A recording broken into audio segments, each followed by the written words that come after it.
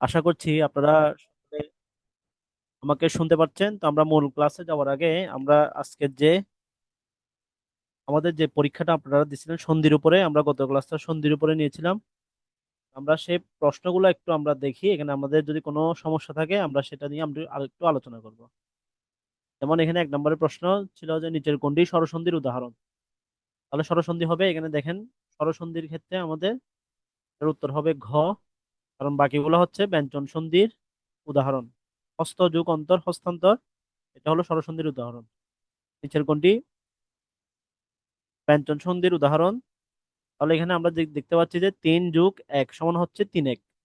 তাহলে এটা হলো আমাদের আমাদের এই যে ব্যঞ্জন সন্ধির উদাহরণ হবে 3-1 শব্দটা।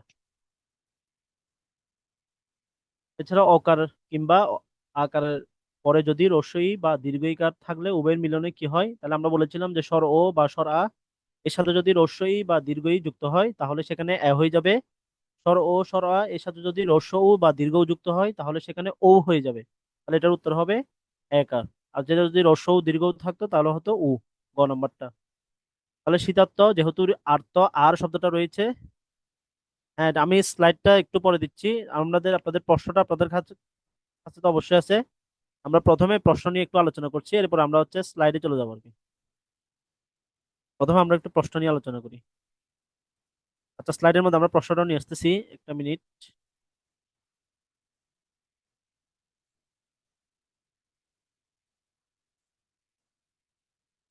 এখন আশা করি দেখতে পারবেন।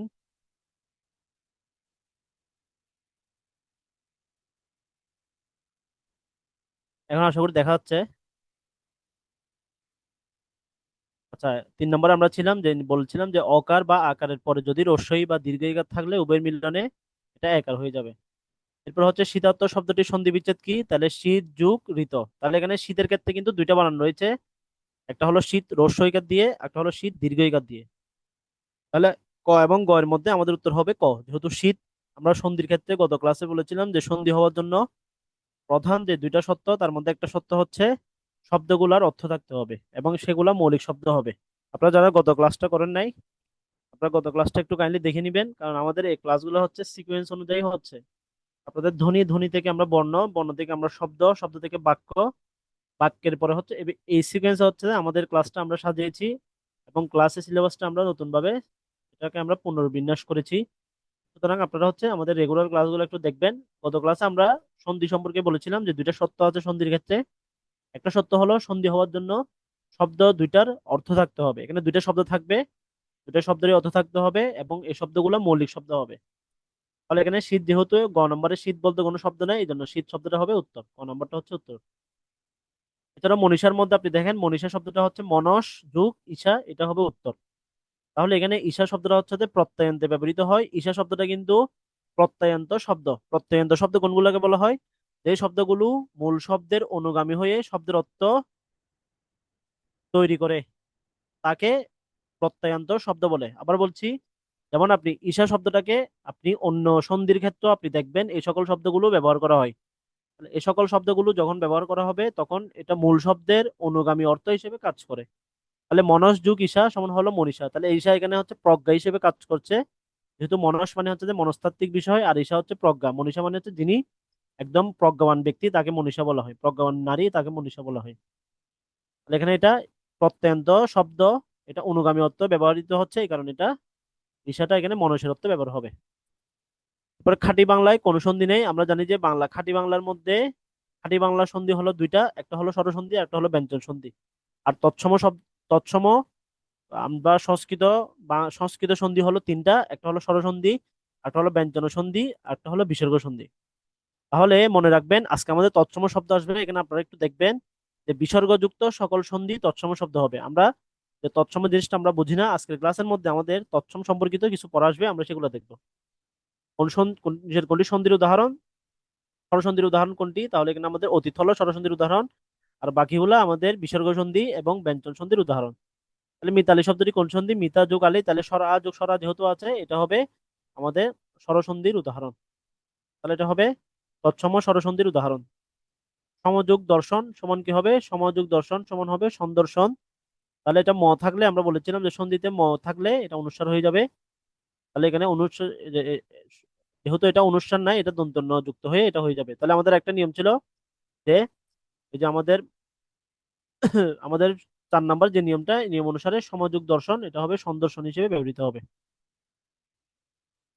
নিপাত নিষিদ্ধ সন্ধি কোনটি? তাহলে আমরা অন্যান্য শুদ্ধোজন ছাড়া এই অন্যান্য শুদ্ধোজন এবং গুষ্পদ ষোড়শ তস্কর, আমরা যদি এই দুইটা থিম মনে রাখতে পারি তাহলে এই নিপাত নিষিদ্ধ সন্ধিগুলো আমাদের জন্য ইজি হবে।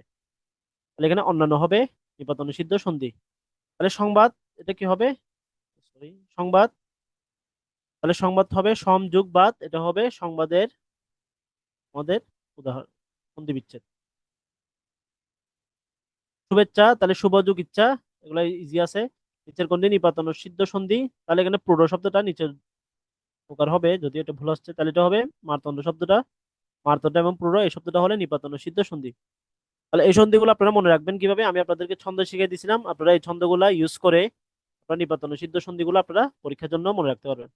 গবেষণা গোযোগ এসনা, তাহলে গোযোগ এসনা এটা হলো গবেষণা সন্ধি বিচ্ছেদ।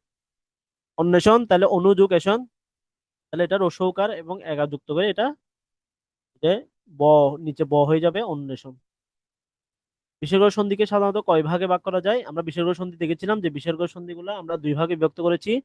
একটা হলো বিসর্গ যুক্ত সন্ধি, আর একটা ছিল বিসর্গ বিহীন সন্ধি। তাহলে এটার উত্তর হবে গ, দুই ভাগে। তাহলে এই যে দেখেন, ও এবং রস্য উ এর সাথে আপ যোগ রস্য উ এই সূত্র প্রয়োগে সন্ধি হয়েছে কোনটি? তাহলে এই সূত্রের ক্ষেত্রে সন্ধি হবে আমাদের ভাব যোগ উক। তাহলে ভাব যোগ উক সমান হচ্ছে ভাবুক। তাহলে এটা হবে সেই শব্দের উদাহরণ। রস্যই যোগ রস্যই যোগ দীর্ঘই সমান দীর্ঘইর উদাহরণ কোনটি? তাহলে এখান থেকে আপনাদের এই জিনিসটা আমাদের হচ্ছে অনেক সময় কঠিন হয়ে যায়। তাহলে প্রথমটা হবে আমাদের রস্যই, যেমন পরি, পরির মধ্যে আমরা কি রস্যিকার দিছিলাম না আমরা দীর্ঘিকার দিছিলাম? গত ক্লাসে বলেছিলাম যে পরি যদি দীর্ঘিকার হয় সেটা হয়ে যাবে রাজপরি, অর্থাৎ যেটা জিন পরি আছে সেটা। আর পরির সাথে যদি আমরা রস্যিকার ব্যবহার করি তাহলে সেটা হয়ে যাবে আমাদের যে এক্সাম যেটা দিয়ে আমরা পরীক্ষা, সেই পরীক্ষা। তাহলে এটার উত্তর হবে ক নম্বর। আর বাকিগুলোর ক্ষেত্রে দুইটাই কিন্তু দীর্ঘিকার। আর এটার মধ্যে দীর্ঘিকার হবে না, এটা হবে ঈদ, অতি যুগ ঈদ সমান হলো অতীত। 30 নম্বরও সেম, একই একই ধরনের প্রশ্ন। জনক শব্দটার মধ্যে আমরা দেখি যে জন যুগ এক সমান হচ্ছে জৈনক। নিপাতনে সিদ্ধ সন্ধি, তাহলে গুষ্পদ ষোড়শ তস্কর নিয়ে এই তস্কর শব্দটা হলো আমাদের নিপাতনে সিদ্ধ সন্ধি। সন্ধি বাংলা ব্যাকরণের কোন তথ্যের আলোচ্য বিষয়? তাহলে আমরা বলেছিলাম যে সন্ধির মধ্যে আমাদের ধ্বনি বা বর্ণের ব্যবহার হয়, এই কারণে এটা ধ্বনি তত্ত্বের আলোচ্য বিষয়। জগৎ জীবন, তাহলে জগৎ যোগ জীবন, তাহলে এখানে আমাদের মধ্যে কি আসবে? জগৎ, তাহলে এখানে ত আসবে, এটা কিন্তু ত না, এটা হলো খণ্ডিত ত।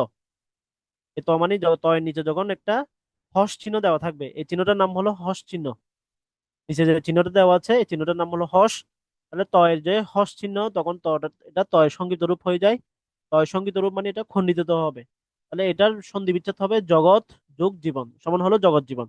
তাহলে আমরা একটা নিয়ম বলেছিলাম 3 নম্বরে যে আমাদের সহযোগী বর্ণ, আমাদের যদি সমবর্ণ এবং সহযোগী বর্ণ যদি থাকে বা সহযোগী যুক্ত বর্ণ যদি থাকে, তাহলে সন্ধি করার ক্ষেত্রে আমাদের প্রথম যে সহযোগী বর্ণের প্রথম যে বর্ণটা, সেই বর্ণটা খণ্ডিত ত হয়ে যায়। এটা আমরা 3 নম্বর নিয়মে গত ক্লাসে বলেছিলাম। তাহলে সেই অনুসারে এটা খ নম্বর হবে উত্তর। বিদ্যালয়, এটা পারা যাবে। আজ ও কা সমান কোনটাতে হয় এটা পারা যাবে। নিপাত নিষিদ্ধ সন্ধি কয় প্রকার? আমরা নিপাত নিষিদ্ধ সন্ধি পাচ্ছি কয় প্রকার? 2 প্রকার। একটা হলো নিপাত নিষিদ্ধ স্বরসন্ধি, একটা হলো নিপাত নিষিদ্ধ ব্যঞ্জন সন্ধি। তাহলে 27 নম্বর উত্তর আপনারা কি দিয়েছেন? আপনারা সবাই একটু কাইন্ডলি আমাকে বলেন যারা গত ক্লাস করেছিলেন। এটা আমাদের বানানের সাথে রিলেটেড, এই কারণে আমাদের এই নিয়মটা একটু জানা লাগবে। 27 নম্বরে আপনারা কোনটা দিয়েছেন আমাকে একটু কাইন্ডলি জানান। এটা হসন্ত হবে না, এটা হলো হস। হসন্ত অন্য বিষয়, এটা হলো হস চিহ্ন। 27 নম্বর গ দিয়েছেন, বাকিরা কোনটা দিয়েছেন? 27 নম্বর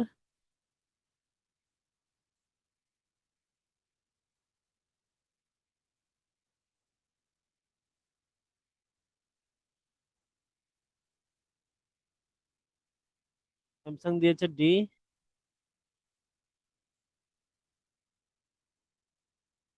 বাকিরা কি আনসার করে না এটা? আচ্ছা যাই হোক, তাহলে আমরা 27 নম্বরটা একটু দেখি। 27 নম্বর আমাদের বানের সাথে সম্পর্কিত। 27 নম্বর অহযোগ নিশা, তাহলে এটা হবে গ নাম্বার উত্তর। ডি নম্বর হবে না, গ নাম্বার। আমরা ওই যে বিসর্গযুক্ত সন্ধি এবং বিসর্গবিহীন সন্ধির ক্ষেত্রে বলেছিলাম যদি প্রথম শব্দের শেষক করে যদি তালব্য শ, দন্তস্ব, মূর্ধন্য ষ, ঋকার এবং ঔকার যদি থাকে তাহলে সন্ধিতে বিসর্গ হবে না, কিন্তু বিচ্ছেদে বিসর্গ হবে। এই যে বিচ্ছেদে বিসর্গ হয়েছে, কিন্তু সন্ধিতে বিসর্গ হয় নাই। এই কারণে এটা গ নাম্বার হবে উত্তর।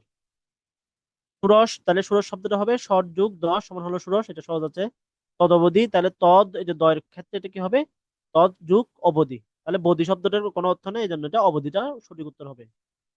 ব্যঞ্জন বর্ণের সাথে স্বরবর্ণ মিলে গেলে কোন সন্ধি হয়?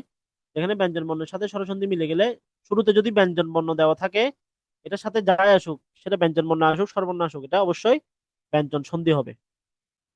তাহলে এটা ছিল আমাদের আজকের পরীক্ষা। আপনাদের যদি এখানে কোনো প্রশ্ন থাকে, কোনো কনফিউশন থাকে, আমাকে তাহলে 1 মিনিটের মধ্যে জানাতে পারেন, আমরা এরপরে মূল ক্লাসে চলে যাব। 30টা প্রশ্নের উপর যদি কোনো কোয়ারি থাকে, আপনারা আমাকে জানাতে পারেন। আমি এরপরে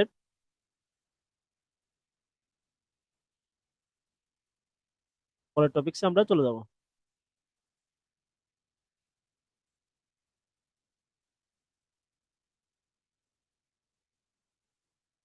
ওকে স্যার, আচ্ছা, তাহলে আমরা নেক্সট ক্লাসে আমরা চলে যাচ্ছি। আশা করি স্ক্রিনের মধ্যে আপনারা দেখতে পাচ্ছেন যে আমাদের আজকের ক্লাস লেকচার 5, সেটা হলো আমাদের শব্দ নিয়ে। আপনারা হয়তো অনেকে এই ক্লাস শব্দ সম্পর্কে আপনারা অনেকে জানেন বা অনেকে অনেক কিছু পড়েছেন। আজকে আমরা হচ্ছে শব্দ সম্পর্কিত আমাদের নতুন বাংলা ব্যাকরণ বইয়ের যে অংশটুকু রয়েছে, আমরা সেই অংশটুকুর উপর উপর আলোকপাত করব। এবং এর সাথে আমরা আজকে নতুন কিছু বিষয় আমরা জানবো। বিশেষত আমাদের সবার ক্ষেত্রে একটা সমস্যা হয়, সেটা হলো তৎসম শব্দের ব্যবহার নিয়ে। যে আমরা বাংলা ব্যাকরণের মধ্যে বা বাংলা শব্দের মধ্যে তৎসম শব্দ কোনগুলো, আমরা সেই শব্দগুলো আমরা জানি না বা আমরা অনেক সময় চিনি না। আজকের ক্লাসে আমরা এই সকল বিষয়গুলো জানবো। এছাড়া আমাদের শব্দের যে নানা ধরনের প্রকারভেদ এবং বিভিন্ন শব্দগুলো মনে রাখার কিছু টেকনিক আমি আপনাদের সাথে শেয়ার করব। আমরা শুরু করছি আমাদের আজকের ক্লাস। আমাদের আজকের ক্লাসটা হলো শব্দ নিয়ে। আমরা জানি যে শব্দ হলো, শব্দ বলা হয় কাকে? শব্দ বলা হয় কতগুলো ধ্বনির সমন্বয়ে যখন একটা অর্থপূর্ণ প্রকাশ করলে তখন তাকে শব্দ বলা হয়। তো একটা অর্থ হলো শব্দের প্রাণ। তাহলে অর্থ হলো শব্দের প্রাণ। এক বা একাধিক ধ্বনির সমন্বয়ে যদি কোনো নির্দিষ্ট অর্থ প্রকাশ পায় তবে তাকে শব্দ বলা হবে। তাহলে শব্দ হওয়ার জন্য মূল শর্ত হলো এখানে ধ্বনির সমন্বয়ে কিছু অর্থপূর্ণ শব্দ গঠিত করতে হবে, অর্থ অর্থ প্রকাশ করতে হবে। যেমন আপনি দেখেন কলম শব্দটার মধ্যে এখানে অনেকগুলো ধ্বনি রয়েছে, একটা হলো ক যুগ অ যুগ ল যুগ অ যুগ ম। এই 5টি ধ্বনির সমন্বিত রূপে আমরা কলম শব্দটা গঠিত করছি, এবং এই কলম শব্দটা হলো একটি পূর্ণাঙ্গ একটা শব্দ, কারণ এর মাধ্যমে একটা অর্থ প্রকাশ করছে। আমরা কলম বলতে কোনো একটা বস্তুকে বোঝাই যার মাধ্যমে আমরা লিখতে পারি। তাহলে এই যে কলম, এই কলম হচ্ছে একটা পরিপূর্ণ শব্দ। যেমন আমরা একটা বাক্যের মধ্যে আমরা উদাহরণ দিই যে বাগানে অনেক ধরনের গাছ রয়েছে। তাহলে এখানে বাগানে অনেক গাছ আছে, এগুলো সবগুলোই হচ্ছে শব্দ। আশা করি শব্দ বুঝতে পারছেন যে শব্দ হলো কি? শব্দ হলো কতগুলো ধ্বনির সমন্বয়ে গঠিত অর্থপূর্ণ, কতগুলো ধ্বনির সমন্বয়ে গঠিত যা পরিপূর্ণভাবে একটা অর্থ প্রকাশ করে, তাকে শব্দ বলা হয়। এখন শব্দের প্রকারভেদ আমরা একটু দেখি যে আমাদের বাংলা ব্যাকরণের শব্দকে চার চার ভাগে বিভক্ত করা যায়। বাংলা ব্যাকরণের শব্দ হলো 4 প্রকার। একটা হলো গঠন অনুসারে শব্দ বা গঠনমূলক শব্দ, অর্থমূলক শব্দ এবং উৎসমূলক শব্দ। এই তিনটা হচ্ছে আমরা সবাই পরিচিত। সর্বশেষ পদ বিবেচনায় শব্দের শ্রেণীবিভাগ, এই জিনিসটার সাথে আমরা অনেকেই পরিচিত না, এই জিনিসটা কিন্তু আমরা অনেকেই জানি না। এটা হচ্ছে আমাদের নতুন বাংলা ব্যাকরণ বা আধুনিক বাংলা ব্যাকরণ আমরা যেটা বলি, আধুনিক বাংলা ব্যাকরণের মধ্যে এই জিনিসটা নতুন ভাবে ইনক্লুড করা হয়েছে। এটা হলো পদ বিবেচনায় শব্দের শ্রেণীবিভাগ। এখন একটা বিষয় হচ্ছে আপনাদের এখানে প্রত্যেকটা শব্দের প্রকারভেদ কয় প্রকার সেটা আপনাদের অবশ্যই মনে রাখতে হবে, এটা মনে রাখার বিকল্প নেই। যেমন গঠনমূলক অনুসারে বা গঠন অনুসারে শব্দ হলো 2 প্রকার। একটা হলো মৌলিক শব্দ, একটা হলো সাধিত শব্দ। এছাড়াও অর্থ অনুসারে শব্দ হলো 3 প্রকার। একটা হলো যৌগিক শব্দ, একটা হলো রূঢ়ি শব্দ, আর একটা হলো যগরূঢ় শব্দ। এবং উৎস অনুসারে শব্দ হলো 5 প্রকার। তবে এখানে একটা কনফিউশন আছে, সেটা হলো আপনাদের পরীক্ষায় যদি 4 প্রকার দেওয়া থাকে, আপনারা কিন্তু 4 প্রকার উত্তর করতে হবে, কারণ আমাদের এই 4 প্রকার এবং 5 প্রকার দুইটা যদি পরীক্ষার মধ্যে দেওয়া থাকে, তাহলে আপনাদের উত্তর কিন্তু 4 প্রকার করতে হবে। এখানে আপনারা 5 প্রকার দিতে পারবেন না, কারণ আমাদের আধুনিক ব্যাকরণে শব্দের উৎস অনুসারে বা আমাদের উৎস অনুসারে শব্দের প্রকারভেদ কিন্তু 4 প্রকার করা হয়েছে। এখানে তৎসম, অর্ধ তৎসম, এরপর হচ্ছে তদ্ভব, দেশি এবং বিদেশি। এর মধ্যে অর্ধ তৎসমটা তারা বাদ দিয়েছে, অর্ধ তৎসমটাকে তারা তৎসমের একটা সম্প্রসারিত রূপ হিসেবে তারা বর্ণনা করেছে। এ কারণে আমাদের এই উৎস অনুসারে শব্দ হলো 5 প্রকার, এটা একটু খেয়াল রাখতে হবে। তারপর আমরা একটু দেখি, তাহলে গঠন অনুসারে শব্দ হলো 2 প্রকার, একটা হলো মৌলিক শব্দ আর একটা হলো সাধিত শব্দ। তারপর অর্থ অনুসারে আমরা বলেছিলাম যৌগিক শব্দ, রূঢ়ি শব্দ, যৌগ শব্দ। আর উৎস অনুসারে শব্দ হলো 5 প্রকার, মতান্তরে 4 প্রকার, একটা হলো তৎসম, অর্ধতৎসম, তদ্ভব, দেশি এবং বিদেশি। এগুলো আপনারা হয়তো অনেকে জানেন, যারা এগুলো পড়ালেখা করেন আপনারা এগুলো অনেকে জানেন। কিন্তু আমরা দেখি যে পদ বিবেচনের শব্দ হলো 8 প্রকার। একটা হলো বিশেষ্য, সর্বনাম, বিশেষ ক্রিয়া বিশেষণ, অনুসর্গ, যোজক এবং আবেগবাচক শব্দ। তাহলে পদ বিবেচনের শব্দ হলো 4 প্রকার। এখন আমরা একটু দেখি যে আমরা পরীক্ষার সময় মনে রাখবো কিভাবে, কারণ আমাদের এগুলো কিন্তু আমাদের কনফিউশন সৃষ্টি হয়ে যায় যে আমরা এই বিষয়গুলো আমাদের মনে থাকে না, যে উৎস অনুসারে শব্দ, অর্থ অনুসারে এই বিষয়গুলো আমাদের মনে থাকে না। তাহলে আপনারা একটু দেখেন এখানে যে গঠন অনুসারে অর্থাৎ শব্দকে আমরা গঠন করতে পারি 2 ভাগে, একটা হলো মৌলিক শব্দ আর একটা হলো সাধিত শব্দ। আর অর্থ হচ্ছে যে শব্দের আমাদের, যে আমরা জানি যে আমাদের শব্দগুলোর প্রত্যেকটার কিন্তু 2 ধরনের অর্থ রয়েছে। একটা হলো আক্ষরিক অর্থ, একটা হলো প্রায়োগিক অর্থ। একটা হলো আক্ষরিক অর্থ, একটা হলো প্রায়োগিক অর্থ। তাহলে এই অর্থ অনুসারে শব্দ হলো 3 প্রকার, একটা হলো যৌগিক শব্দ, একটা হলো রূঢ়ি শব্দ, আর একটা হলো যোগরূঢ় শব্দ। এগুলো আমরা একটু পরে ব্যাখ্যা দেখবো। এছাড়াও উৎস অনুসারে শব্দ হচ্ছে 5 প্রকার, মতান্তরে 4 প্রকার।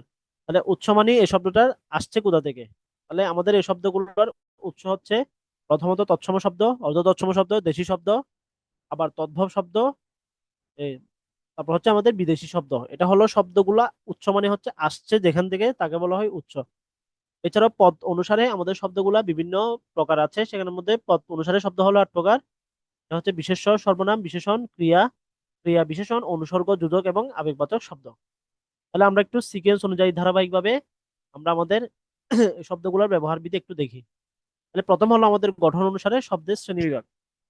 তাহলে গঠন অনুসারে শব্দ হলো 2 প্রকার, একটা হলো মৌলিক শব্দ আর একটা হলো সাধিত শব্দ। তাহলে আমরা যখন সন্ধি পড়েছিলাম আমরা বলেছিলাম যে সন্ধি হওয়ার জন্য শর্ত হলো 2টা, একটা হলো শব্দগুলোর অর্থপূর্ণ হতে হবে, আরেকটা হলো শব্দগুলো মৌলিক শব্দ হতে হবে। তাহলে মৌলিক শব্দ মানে এই শব্দগুলোর গঠন অনুসারে শব্দ হলো 2 ধরনের, একটা হলো মৌলিক শব্দ আর একটা হলো সাধিত শব্দ। তাহলে মৌলিক শব্দ কোনগুলো? যে সকল শব্দগুলোকে ভাঙা বা বিশ্লেষণ করা যাবে না এবং যার সঙ্গে কোনো ধরনের প্রত্যয়, কোনো ধরনের বিভক্তি বা কোনো ধরনের উপসর্গ যুক্ত করা হয় না, সে সকল শব্দগুলোকে মৌলিক শব্দ বলে। যেমন মা, বাবা, গোলাপ, বই, হাত, আকাশ, কলম, পেন্সিল, রাবার, এই সবগুলো হচ্ছে মৌলিক শব্দ। এই সকল শব্দগুলোকে ভাঙলে শব্দের কোনো অস্তিত্ব থাকে না, অর্থাৎ শব্দটা তার মূল অনুসারে থাকে না। শব্দটা হচ্ছে কি হয়ে যায়? শব্দটা হচ্ছে এটা কোনো বিশিষ্ট অর্থ প্রকাশ করে না। যেমন আপনি ধরেন, আপনি গোলাপ শব্দটাকে যদি আপনি প দিয়ে ভেঙে দেন, গোলা বলেন, গোলা বলতে কিন্তু গোলাপের কোনো কিছুই বুঝাবে না। তাহলে গোলাপ শব্দ, এই শব্দটাকে ভাঙলে আমরা অন্য কোনো বিশিষ্ট অর্থ পাচ্ছি না, বা এই শব্দগুলোর সাথে আমরা কোনো প্রত্যয়, উপসর্গ, বিভক্তি কোনো ধরনের আমরা যুক্ত করতে পারছি না বলে এই শব্দগুলোকে বলা হয় মৌলিক শব্দ। এরপর রয়েছে আমাদের সাধিত শব্দ। তাহলে সাধিত শব্দ মানে হচ্ছে সাধন করা হয়। এই সাধন করা হয় কার সাথে? মৌলিক শব্দের সাথে। অর্থাৎ মৌলিক শব্দের সাথে আমরা বিশেষ কিছু শব্দাংশ বা ধাতু যুক্ত করে, উপসর্গ বা প্রত্যয় যুক্ত করার মাধ্যমে এই শব্দটার নতুন অর্থ সাধিত করি, তাকে সাধিত শব্দ বলা হয়। যেমন আমরা প্রত্যয় যুগে দেখি যে আমাদের মূল শব্দ হলো মুঘল, এর সাথে আমরা আই যুক্ত করে মুগলাই শব্দটা গঠিত করলাম, এই মুগলাই শব্দটাই হলো একটা সাধিত শব্দ। এর বাইরে আমাদের সুনাম, এটা হলো উপসর্গ যুগে। ত্রিভুবন, এটা হচ্ছে আমাদের সমাস যুগে সাধিত শব্দ। তাহলে আমাদের বাংলা ব্যাকরণে এই জিনিসটা খুব গুরুত্বপূর্ণ, এটা রিটেনের ক্ষেত্রে গুরুত্বপূর্ণ। আপনারা একটু যেটা দেখবেন আমি বলতেছি সেটা হলো, আমাদের বাংলা ব্যাকরণের ক্ষেত্রে শব্দ সাধন করার জন্য অনেক ধরনের উপায় রয়েছে। তার মধ্যে গুরুত্বপূর্ণ হলো এই সকল শব্দগুলো সন্ধির মাধ্যমেও সাধিত হয়, সমাসের মাধ্যমেও সাধিত হয়, প্রত্যয়ের মাধ্যমেও সাধিত হয়, উপসর্গের মাধ্যমেও সাধিত হয়, বিভক্তির মাধ্যমেও সাধিত হয়।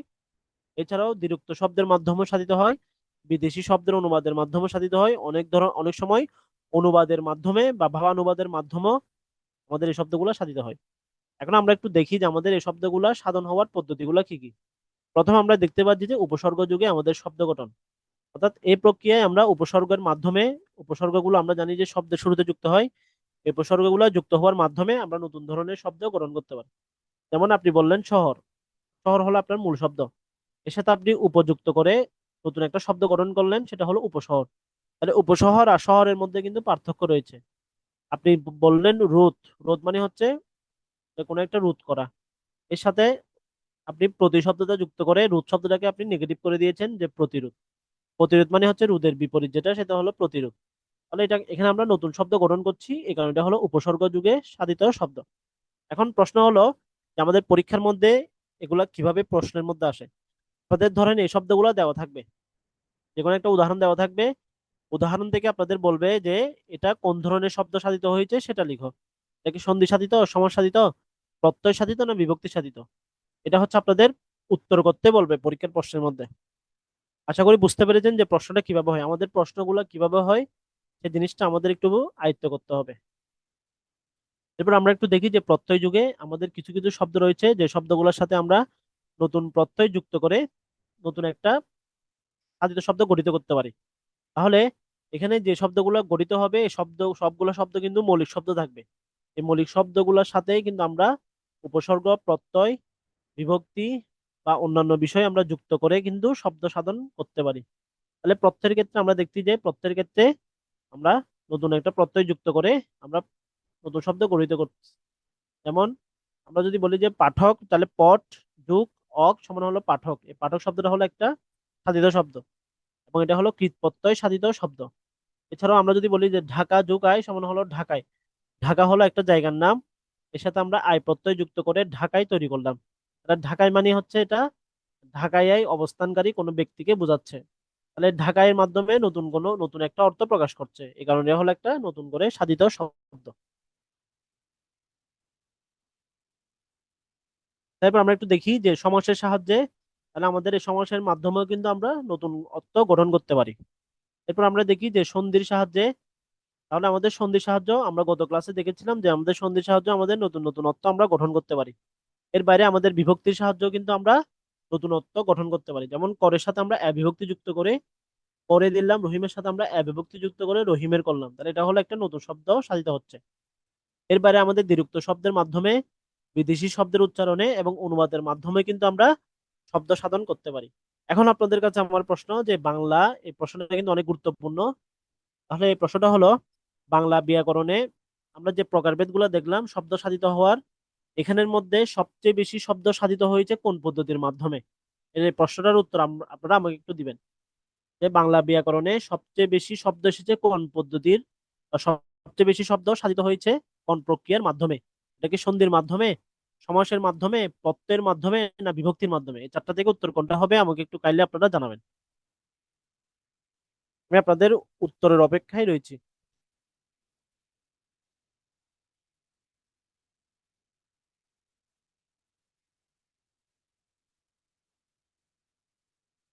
কোট বাকিরা, সাজ্জাদ বলেছে প্রত্যয়, বাকিরা?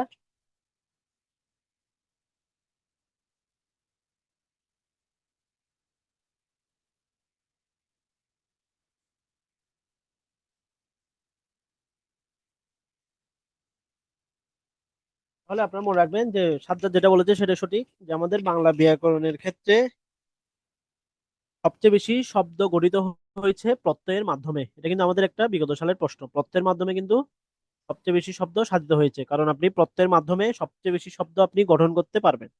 এটার উত্তর হবে প্রত্যয়। আচ্ছা, এরপর আমরা একটু দেখি, তাহলে এটা ছিল আমাদের এই গঠন অনুসারে শব্দের শ্রেণীবিভাগ।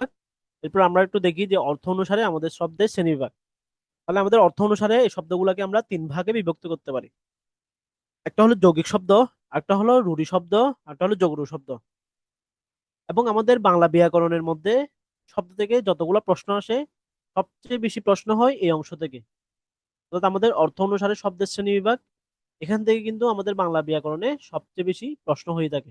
এখন আমরা একটু দেখি যে এই বিষয়গুলো আসলে কি। তাহলে অর্থ মানে কি, আমাদের প্রত্যেকটা শব্দের কিন্তু দুই ধরনের অর্থ রয়েছে। একটাকে বলা হয় ব্যুৎপত্তিগত অর্থ, আরেকটা আরেকটাকে বলা হয় ব্যবহারিক অর্থ। একটাকে বলা হয় ব্যুৎপত্তিগত অর্থ, আরেকটাকে বলা হয় ব্যবহারিক অর্থ। এখন এই ব্যুৎপত্তিগত অর্থ এবং ব্যবহারিক অর্থ এই বিষয়গুলো কি?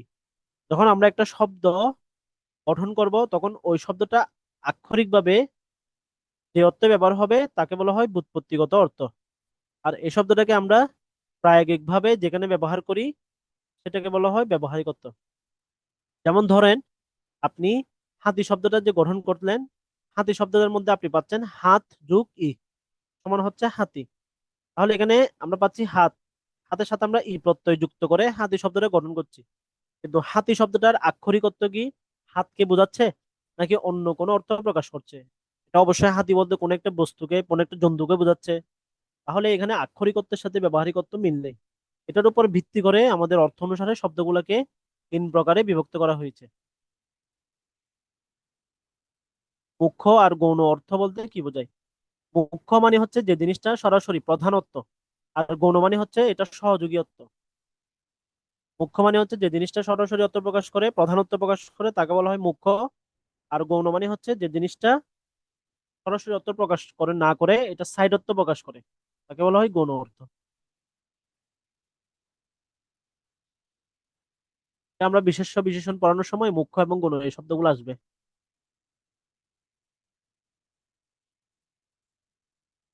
আবজাদ বুঝতে পেরেছেন? প্রধানত্ব প্রকাশ করলে তাকে বলা হয় মুখ্য, আর প্রধানত্ব প্রকাশ না করলে তাকে বলা হয় গৌণ। এটা অন্য একটা বিষয়, এটার সাথে এটার কিন্তু সম্পর্ক নেই। তাহলে ব্যুৎপত্তিগত অর্থ এবং ব্যবহারিক অর্থ এটা কি বোঝাচ্ছে? ব্যুৎপত্তিগত অর্থ হচ্ছে যে জিনিসটা সরাসরি সরাসরি যদি অর্থ বোঝায় তাকে বলা হয় ব্যুৎপত্তিগত অর্থ। আর ব্যবহারিক অর্থ হচ্ছে এই শব্দের অর্থটা আমরা কোথায় প্রয়োগ করেছি বা কোথায় ব্যবহার করছি তাকে বলা হয় ব্যবহারিক অর্থ। তাহলে আমাদের অর্থ অনুসারে শব্দ বোঝার জন্য আমাদের এই দুইটা টার্ম কিন্তু খুব গুরুত্বপূর্ণ। কারণ এই দুইটা টার্মের উপর ভিত্তি করে কিন্তু আমাদের অর্থ অনুসারে শব্দের প্রকারভেদটা গঠিত হবে। তাহলে আমরা একটু দেখি, যে সকল শব্দের ব্যুৎপত্তিগত অর্থ এবং ব্যবহারিক অর্থ এটা যদি একই হয়, এটা যদি একই হয় তখন তাকে বলা হয় যৌগিক শব্দ। তাহলে যৌগিক মানে হচ্ছে যুগ, এখানে যোগ যুগ ইক সমান হচ্ছে যৌগিক। তাহলে যোগ হওয়ার জন্য মনে রাখবেন দুইটা শব্দ লাগে। যোগ হওয়ার জন্য আমাদের যে কোনো যোগ হওয়ার জন্য আমাদের সর্বনিম্ন দুইটা সংখ্যা লাগে। তাহলে যৌগিকের ক্ষেত্রে আমাদের দুইটা শব্দ লাগে। একটা শব্দ হচ্ছে ব্যুৎপত্তিগত অর্থ, আর একটা হলো ব্যবহারিক অর্থ। তাহলে আমাদের অর্থ অনুসারে শব্দ আমরা বলেছিলাম যে আমাদের অর্থ অনুসারে শব্দের শ্রেণী বিভাগটা ডিপেন্ড করতেছে এই দুইটা অর্থের উপরে, একটা হলো ব্যুৎপত্তিগত অর্থ আর একটা হলো ব্যবহারিক অর্থ। তাহলে সিম্পলি মনে মনে মনে রাখবেন যে ব্যুৎপত্তিগত অর্থ এবং ব্যবহারিক অর্থ যদি একই হয় তখন তাকে বলা হয় যৌগিক শব্দ। আর এটা যদি একই না হয় তখন তাকে বলা হয় রূঢ়ি শব্দ অথবা যোগরূঢ় শব্দ। আমরা একটু দেখি যে যৌগিক শব্দগুলো কি। যেমন এখানে আপনি দেখেন যে গায়ক শব্দটা, গায়ক শব্দটাকে যদি আমরা ব্যুৎপত্তিগত ভাবে যদি আমরা ভাঙি আমরা পাচ্ছি গই যুগ অক সমান হলো গায়ক। গই যুগ সমান হচ্ছে অক সমান কি হচ্ছে গায়ক। তাহলে তাহলে গই যুগ অক, এখন এই গই শব্দটার অর্থ হলো গান করে, গই শব্দটার অর্থ হলো গান। আর অক শব্দ হলো প্রত্যয়ান্ত শব্দ, এটা হলো করে বোঝায়। অকটা হচ্ছে এটা, এটার সাথে এটা সহযোগী অর্থ হিসেবে করে বোঝায়। তাহলে গই যুগ অক সমান হলো গায়ক। এই গায়ক মানে হচ্ছে যে গান করা, এটা বোঝাচ্ছে। এখন দেখেন এই যে গই শব্দটার ব্যুৎপত্তিগত অর্থ হলো গান করা, আর অক শব্দ হলো করে। তাহলে গান করে যে তাকে বলা হয় গায়ক। এখন এটার এই জিনিসটা হলো এটার ব্যুৎপত্তিগত অর্থ, এই জিনিসটা হচ্ছে কি ব্যুৎপত্তিগত অর্থ। এখন এটার প্রায়োগিক অর্থ কি? প্রায়োগিক অর্থ হলো গায়ক মানে যে গান করে যে সেটা বোঝাচ্ছে, আবার গো যুগক এটাও কিন্তু যে গান করে সেটা বোঝাচ্ছে। তাহলে দুইটা অর্থ কিন্তু একই হচ্ছে। দুইটা অর্থ যেহেতু একই হচ্ছে এই কারণে এটা হচ্ছে যৌগিক শব্দ। আশা করি বুঝতে পেরেছেন। দুইটা শব্দের অর্থ যদি একই হয় তখন তাকে বলা হয় যৌগিক শব্দ। যদি এটার অর্থ যদি একই না বোঝায় তো আমরা একটু পরে দেখবো, তখন সেটা কিন্তু যৌগিক শব্দ। তাহলে আমাদের এখানে যেগুলো আছে, এখানে যে আমরা যে বিষয়টা আমরা লিখে দিয়েছি এই সবগুলো হচ্ছে এটার ব্যুৎপত্তিগত অর্থ। এটা সবগুলো কি ব্যুৎপত্তিগত অর্থ। এবং ব্যুৎপত্তিগত অর্থের সাথে আমরা দেখব এটার প্রায়োগিক অর্থ। এটা প্রায়োগিক মানে হচ্ছে বাস্তব জীবনে আমরা এটা যে অর্থে ব্যবহার করি সেটা যদি একই ধরনের হয় তখন তাকে বলা হবে যৌগিক শব্দ। আপনি যেমন কর্তব্য দেখেন, কর্তব্য শব্দটাকে যদি আমরা ভাঙি আমরা পাচ্ছি ক্রি যুগ তব্য, এটা হলো আমরা ভাঙতেছি। তাহলে ক্রি মানে হচ্ছে উচিত, ক্রি মানে হচ্ছে কাজ, সরি ক্রি মানে হচ্ছে কাজ বা করা, আর তব্য মানে হচ্ছে উচিত। তাহলে কৃতব্য মানে হচ্ছে যে কাজ করা উচিত তাকে বলা হয় কর্তব্য। এবং কর্তব্যের ব্যবহারিক দিকটাও কিন্তু আমরা বুঝি যে কর্তব্য মানে হচ্ছে কাজ করতে অবশ্যই পালনীয় যেটা তাকে কিন্তু কর্তব্য বলা হয়। তাহলে দুটো অর্থ যেহেতু একই এই কারণে এটা হবে আপনার যৌগিক শব্দের উদাহরণ। আশা করি বুঝতে পেরেছেন। এরপরে যদি কেউ যদি না বুঝে থাকেন তাহলে আপনারা কমেন্ট সেকশনে জানাতে পারবেন। যৌগিক শব্দটা বোঝা গেল কিনা?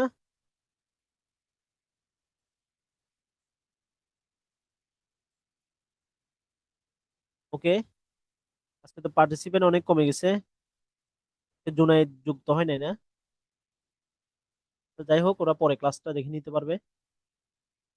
তারপর আমরা একটু দেখি যে মধুর, একইভাবে একই শব্দ, দহিত্র একই শব্দ, চিকামারা এগুলো একই শব্দ। তাহলে এখানে একটা সিক্রেট বিষয় আছে, সেটা হলো আমাদের, আপনারা একটু মনে রাখবেন। আচ্ছা, এই সিক্রেট বিষয়টা আমি লাস্টের দিকে বলবো। এই জিনিসটা হচ্ছে আমাদের কনফিউশন সৃষ্টি করে দেয়, এবং এটা আশা করি বইটা বলার পরে আর কনফিউশন সৃষ্টি হবে না। তারপর আমরা একটু দেখি রুট বা রুড়ি শব্দ।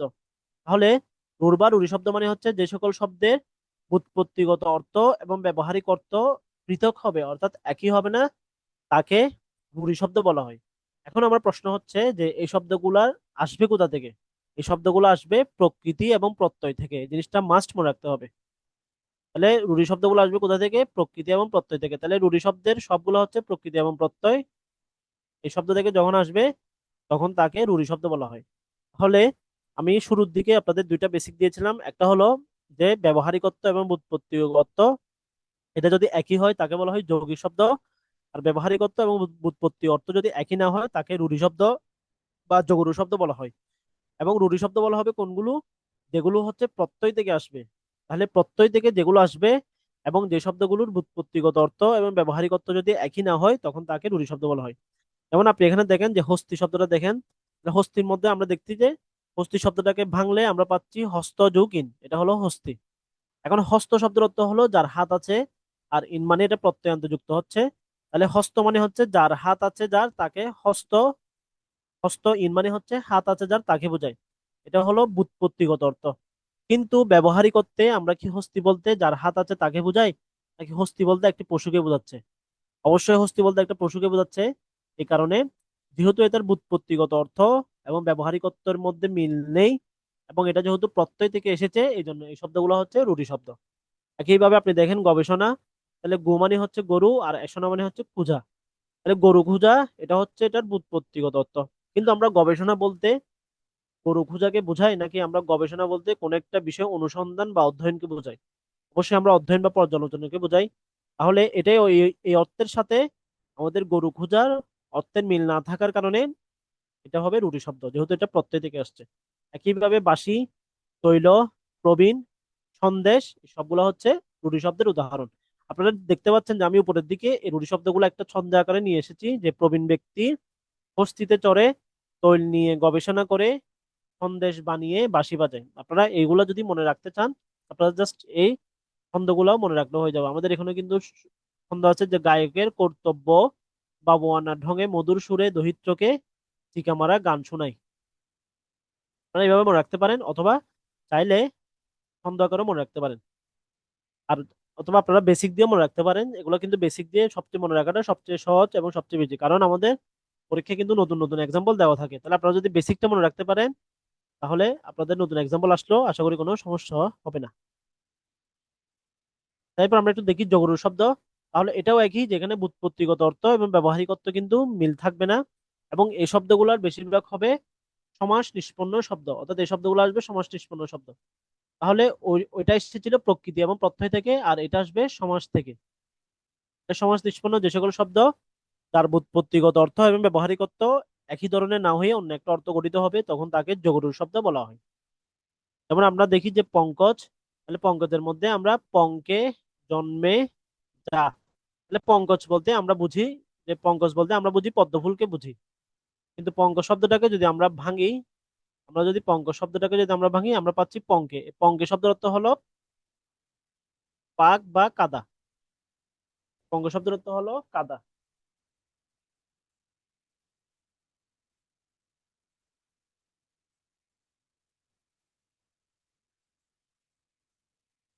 তাহলে কাদা জন্মে যা, তাকে বলা হয় পঙ্কজ। কিন্তু পঙ্কজ শব্দটার ব্যুৎপত্তিগত অর্থ হচ্ছে কাদায় জন্মে যা, তাকে বলা হয় পঙ্কজ। কিন্তু আমরা এই পঙ্কজ শব্দটাকে যদি আমরা প্রায়োগিক ভাবে ব্যবহার করি, তখন আমরা দেখতে পাচ্ছি যে পঙ্ক শব্দটা আসছে কি? পদ্মফুল। পঙ্ক শব্দটাকে আসছে কি? পদ্মফুল। তাহলে ব্যুৎপত্তিগত অর্থের সাথে এটার ব্যবহারিক অর্থের কোনো মিল না থাকার কারণে, এবং এটা যেহেতু সমাস থেকে আসছে, এটা হলো উপপদ তৎপুরুষ সমাসের উদাহরণ, এই জন্য এটা হলো যোগরু শব্দ। একইভাবে আপনি দেখেন রাজার পুত্র, তাহলে রাজার পুত্র মানে হচ্ছে রাজপুত বোঝায়, কিন্তু রাজপুত বলতে আসলে রাজার পুত্রকে বোঝাচ্ছে না, বরং রাজপুত বলতে রাজপুতের ব্যবহারিক অর্থ এটা হলো ভারতের একটা বিশেষ জাতিগোষ্ঠীকে বোঝাচ্ছে। একইভাবে মহাযাত্রা, মহাযাত্রা মানে হচ্ছে মহা সমারোহে যাত্রা। তাহলে মহা সমারোহে যাত্রা এটা মানে হচ্ছে আনন্দের সাথে যাত্রা, কিন্তু মহাযাত্রা শব্দটার ব্যবহারিক অর্থ হলো মৃত্যু। এই শব্দটার সাথে এই শব্দটার অর্থ মিল নেই, এই কারণে এটা হলো আমাদের, যেহেতু এটা সমাস থেকে আসছে এই শব্দগুলো, এগুলো হলো যোগরু শব্দ। আশা করি আপনারা বুঝতে পেরেছেন যে যোগরু শব্দ, যৌগিক শব্দ এবং রুঢ় শব্দ কি। এখন এই জিনিসটা আমাদের আর আশা করি কনফিউশন থাকবে না।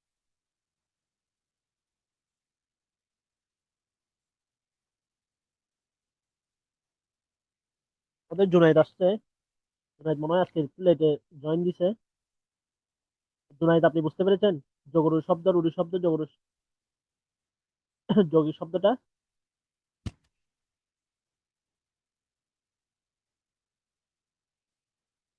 আপনি যদি বুঝতে না পারেন আমি আবার একটু রিপিট করতে পারি।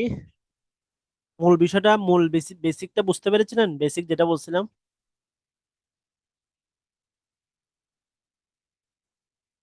অর্থাৎ আমাদের অর্থ অনুসারে শব্দের প্রকারভেদটা ডিপেন্ড করবে ব্যুৎপত্তিগত অর্থ এবং ব্যবহারিক অর্থের উপর ভিত্তি করে।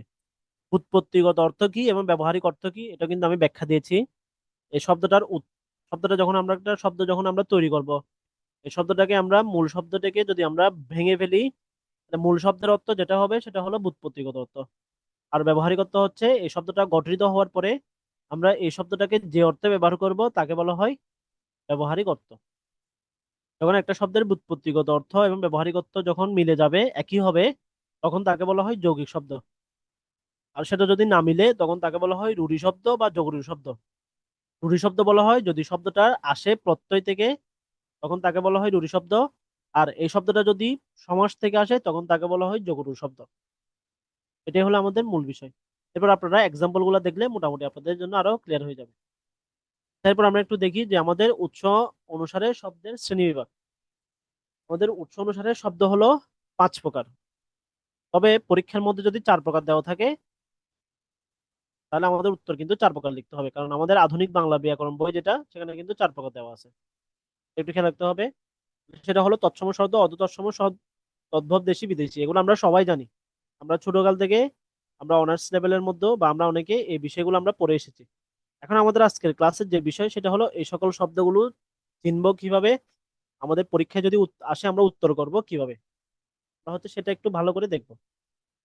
তাহলে প্রথমে আমরা একটু দেখি যে আমাদের তৎসম শব্দ কোনগুলো। তাহলে বাংলা ভাষায় তৎসম শব্দ বলা হয় যে সকল শব্দগুলো সরাসরি সংস্কৃত ভাষা থেকে বাংলা ভাষার মধ্যে সরাসরি প্রবেশ করেছে এবং এই শব্দগুলোর আদিরূপ হিসেবে কোনো ধরনের পরিবর্তন সাধিত হয় নাই, সে সকল শব্দগুলোকে তৎসম শব্দ বলা হয়। অর্থাৎ আমাদের, আমরা জানি যে আমাদের বাংলা ব্যাকরণ, আমরা ফার্স্ট ক্লাসে বলেছিলাম যে আমাদের বাংলা ব্যাকরণের মধ্যে আমরা যে সকল শব্দগুলো আমরা আত্মীকৃত করেছি বা গ্রহণ করেছি, এর মধ্যে প্রায় 65% শব্দ, এটা হলো ডক্টর হায়াত মাহমুদ স্যারের মতে 56% শব্দ হলো তৎসম শব্দ। মানে 56% শব্দ হলো কি শব্দ? তৎসম শব্দ। এবং বাংলা ব্যাকরণের এই তৎসম শব্দগুলো এমন ভাবে আত্মীকৃত হয়ে গিয়েছে যে এই শব্দগুলো এখন বাংলা ভাষার শব্দ হিসেবে এখন স্বীকৃতি লাভ করেছে। কিন্তু এই শব্দগুলোর আদিরূপ কিন্তু বাংলা ভাষায় না। বাংলা ভাষায় আদিরূপ যে শব্দগুলো, এই শব্দগুলো আমরা দেখবো, এই শব্দগুলোকে দেশি শব্দ বলা হয়। আমাদের যে আদি শব্দ, অর্থাৎ আমাদের সৃষ্টির আর্য অনার্য গোষ্ঠীর যে শব্দগুলো, আর্য গোষ্ঠীর যে শব্দগুলো ব্যবহার করতো, সেই শব্দগুলোকে বলা হয় দেশি শব্দ। এবং এই দেশি শব্দের কিছু কিছু প্রয়োগ কিন্তু আমরা চর্যাপদের মধ্যেও দেখি। আমাদের চর্যাপদের মধ্যে কিন্তু দেশি শব্দের অনেক ধরনের প্রয়োগ আছে, এটা আমরা চর্যাপদ বিশ্লেষণ করলে আমরা দেখব। তাহলে আমরা এখন যে ভাষার মধ্যে আমরা কথা বলছি, এখানের মধ্যে আমাদের 65% শব্দ হলো আত্মিকৃত শব্দ। আমাদের বাংলা ভাষায় প্রায় 2% শব্দ হলো দেশি শব্দ আছে, অর্থাৎ বাকি দেশি শব্দগুলো আমরা অস্তিত্ব বা আমাদের ভাষাতত্ত্ববিদ বা ব্যাকরণবিদরা তারা এই শব্দগুলোর অস্তিত্ব তারা খুঁজে পায় না। শুধুমাত্র বাংলা ব্যাকরণের মধ্যে 2% বা অনেকের মধ্যে 1% শব্দ হলো দেশি শব্দ, বাকি শব্দগুলো হচ্ছে আত্মিকৃত শব্দ। এই আত্মিকৃত শব্দের মধ্যে সবচেয়ে বেশি শব্দ যেখান থেকে আত্মিকৃত করা হয়েছে সেটা রয়েছে তৎসম শব্দ। এই কারণে আমাদের তৎসম শব্দ আমাদের জন্য খুব গুরুত্বপূর্ণ, এবং এই তৎসম শব্দগুলো আমাদেরকে চেনার ক্ষেত্রে অনেক ধরনের প্রতিবন্ধকতা সৃষ্টি করে। আমরা আজকে একটু দেখবো যে এই তৎসম শব্দগুলো চেনার উপায়টা কি কি। তাহলে আমরা জানি যে তৎসম শব্দের অপর নাম হলো সংস্কৃত। এই শব্দগুলো সংস্কৃত শব্দ থেকে এসেছে। যেমন এখানে আপনি কতগুলো শব্দ দেখতে পাচ্ছেন: চন্দ্র, সূর্য, নক্ষত্র, ভবন, ধর্ম, পাত্র, মনুষ্য, জল, মস্তক, অন্ন, এই সকল শব্দগুলো হচ্ছে তৎসম শব্দ।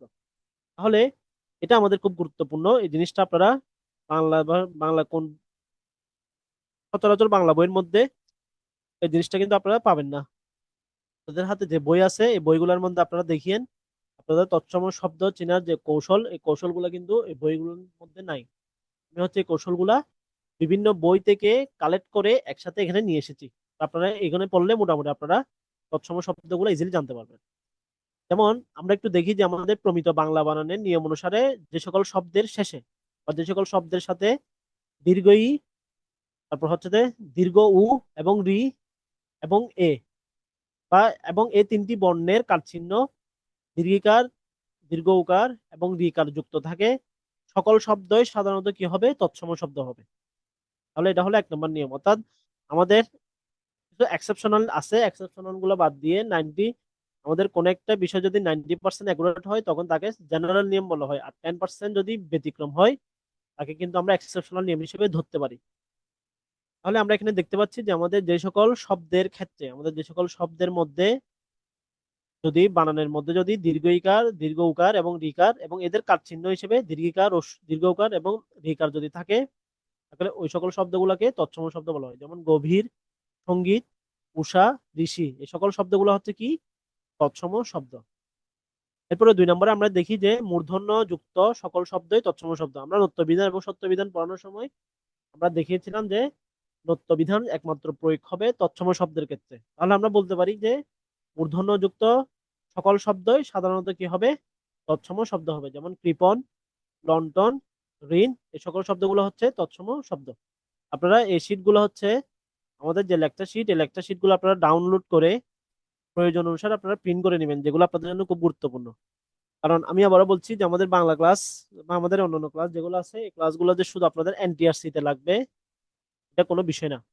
এই ক্লাসগুলো কিন্তু আপনাদের অন্যান্য যে আপনারা জবের যে পরীক্ষাগুলো রয়েছে, 9 গ্রেডের জব, 10 গ্রেডের জব, প্রাথমিক প্রাইমারি প্রাইমারি যে আমাদের সহকারী শিক্ষক, প্রধান শিক্ষক, এছাড়া আমাদের বিসিএস এর জন্য যদি আমাদের আরেকটু আরেকটু এক্সেপশনাল করে পড়তে হবে, আমরা বিসিএস এর বাইরে আমরা ধরে নিলাম যে বিসিএস এর বাইরে অন্যান্য যে জবগুলো আছে, বিশেষত ব্যাংকের জব, এই সকল পরীক্ষার জন্য আপনারা এই লেকচার শিটগুলা নিশ্চিন্তে পড়তে পারেন। এবং এখান থেকে আপনারা যখন পরীক্ষা দিবেন তখন আপনারা দেখবেন এই জিনিসটা আপনাদের কতটুকু উপকারে দেয়। আর আপনারা যারা একটু এখন অবহেলা করছেন, তো তাদেরকে বলবো যে লেকচার শিট গুলা পরবর্তীতে যারা ক্লাস করেন তারা আশা করি পরবর্তীতে ক্লাসগুলো একটু করবেন, এবং ক্লাস করার আগে লেকচার শিটটা একবার পড়ে নেবেন। যারা রেকর্ড ক্লাসটা করবেন, আপনারা রেকর্ড ক্লাস করার আগে একবার হচ্ছে এই জিনিসটা একটু ভালো করে দেখে নেবেন।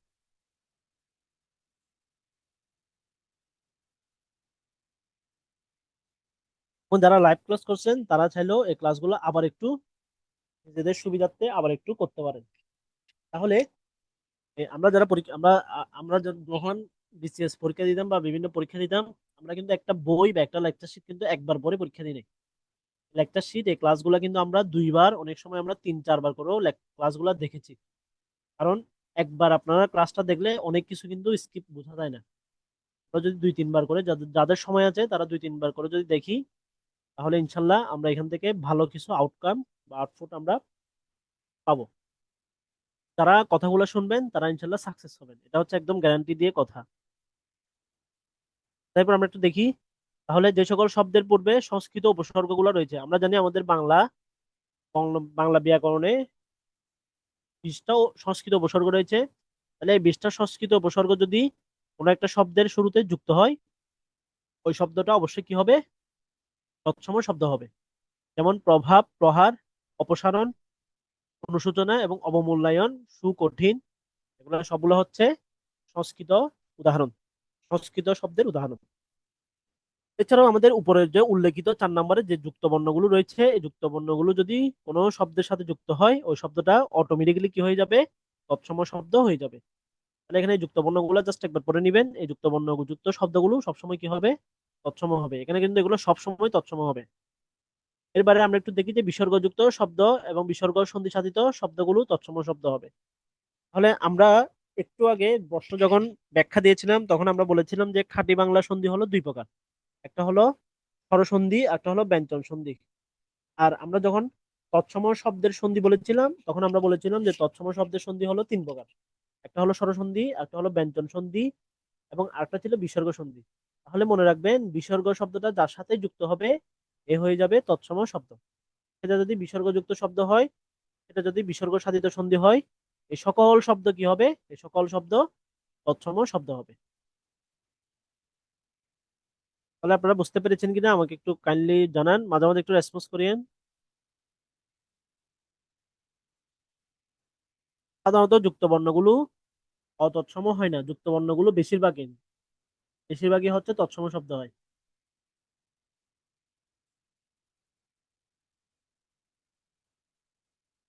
যুক্ত বর্ণ যুক্ত বর্ণগুলো বেশিরভাগই কি হবে? জুনায়েদ বুঝেছেন?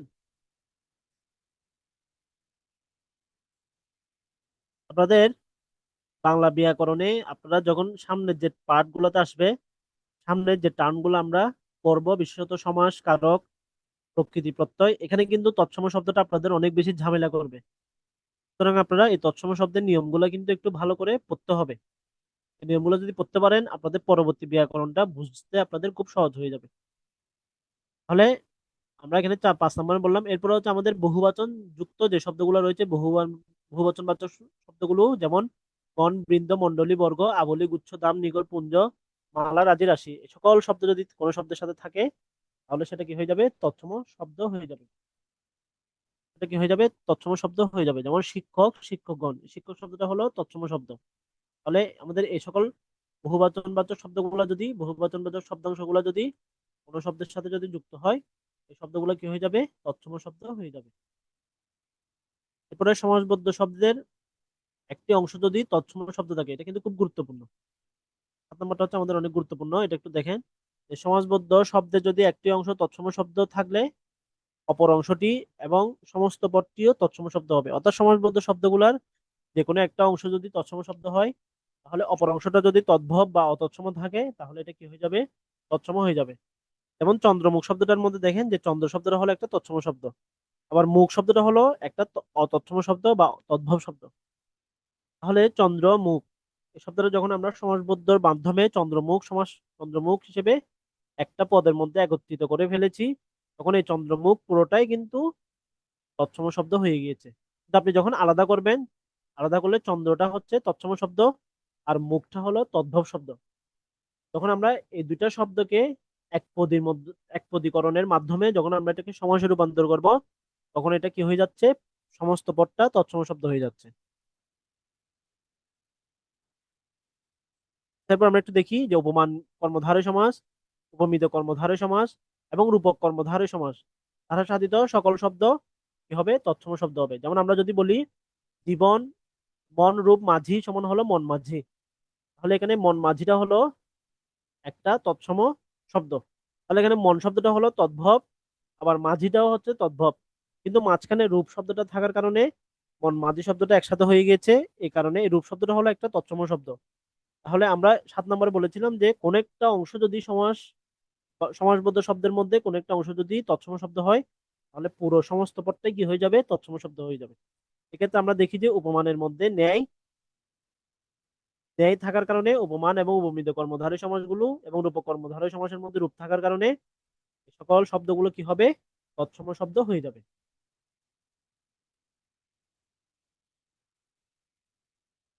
আচ্ছা, এবার আমরা একটু দেখি অব্যয়ীভাব সমাস এবং প্রাদি সমাস সবসময় কি হবে? সবসময় তৎসম শব্দ হবে। মানে অব্যয়ীভাব সমাস এবং প্রাদি সমাস সবসময় কি হবে? তৎসম শব্দ হবে। তাহলে প্রাদির মধ্যে আমরা দেখতে পাচ্ছি যেখানে র আছে, এই র থাকলে কিন্তু এটা তৎসম শব্দ হয়ে যাবে। তাহলে দুই একটা ব্যতিক্রম রয়েছে, আমাদের ব্যতিক্রমগুলো বাদ দিয়ে বেশিরভাগই হচ্ছে আমাদের তৎসম শব্দ হয়ে যাবে। এছাড়া আমরা দেখি যে শব্দের শেষে যদি তব্য এবং অনীয় কোনো প্রত্যয় যদি দেওয়া থাকে, তাহলে এটা তৎসম শব্দ হয়ে যাবে। অর্থাৎ আমাদের সংস্কৃত সংস্কৃত প্রত্যয় যেগুলো রয়েছে, সংস্কৃত প্রত্যয় জাতীয় সকল শব্দই সাধারণত কি হবে? তৎসম শব্দ হবে। যেমন কর্তব্য, আমরা দেখি যে কর্তব্য, দ্রষ্টব্য, ভবিতব্য, করণীয়, দর্শনীয়, এই সকল শব্দগুলো কি হবে? তৎসম শব্দ হয়ে যাবে। এর বাইরেও আমাদের এগুলো সবগুলো হচ্ছে আমাদের সংস্কৃত প্রত্যয়ের উদাহরণ। এই সকল শব্দগুলো থাকলে তৎসম শব্দ হয়ে যাবে। এছাড়া মূর্ধন্য ষ যুক্ত অধিকাংশ শব্দ তৎসম, কিন্তু সকল শব্দ তৎসম নয়। অর্থাৎ মূর্ধন্য ষ যুক্ত সকল শব্দই সাধারণত তৎসম, কিন্তু সকল শব্দ তৎসম নয়, অর্থাৎ অনেকগুলো শব্দ আমাদের তৎসম শব্দ হবে না। যেমন পোষা, সুলভ, পুষ্টম প্রভৃতি তৎসম শব্দ নয়। এখন কেন তৎসম শব্দ নয়? কারণ এগুলো হচ্ছে যে আমাদের সংস্কৃত বা আমাদের এটা হচ্ছে আমরা যে স্বভাবত যে মূর্ধন্য ষ যেটা বলেছিলাম বা স্বভাবত মূর্ধন্য ষ, সেই স্বভাবত মূর্ধন্য ষের উদাহরণ হওয়ার কারণে সকল শব্দগুলো আমাদের তৎসম শব্দ হবে না। তবে বেশিরভাগ শব্দ কিন্তু কি হবে, তৎসম শব্দ হবে। আমাদের 13 নম্বরটা খুব গুরুত্বপূর্ণ, যে নাসিক্যযুক্ত যে বর্ণগুলো রয়েছে উ, ই মূর্ধন্য এবং উ, ই মূর্ধন্য দন্ত্য ন, ম, এই পাঁচটা নাসিক্য বর্ণ, নাসিক্য বর্ণযুক্ত শব্দ কি হবে, তৎসম শব্দ হবে। এবং সবচেয়ে একটা ইন্টারেস্টিং বিষয় হচ্ছে এই শব্দগুলো থেকে যখন আমরা তদ্ভব শব্দের মধ্যে রূপান্তর করব, তখন এই নাসিক্য বর্ণের পরিবর্তে আমাদের এখানে কি হয়ে যায়, চন্দ্রবিন্দু হয়ে যায়। এটা আপনারা অনেকে জানেন কিনা আমি জানি না।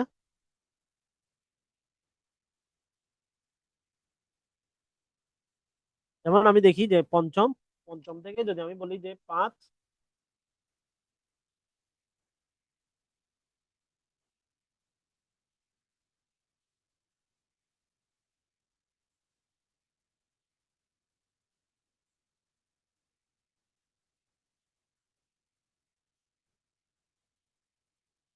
পঞ্চম থেকে আপনারা দেখতে পাচ্ছেন যে এখানে নাসিক্য ধ্বনি রয়েছে ও।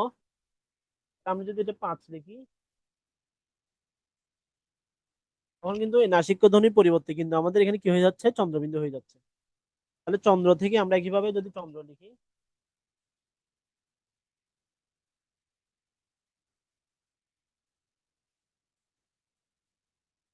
তো থেকে আমরা আমরা পাচ্ছি কি, তাহলে এখানে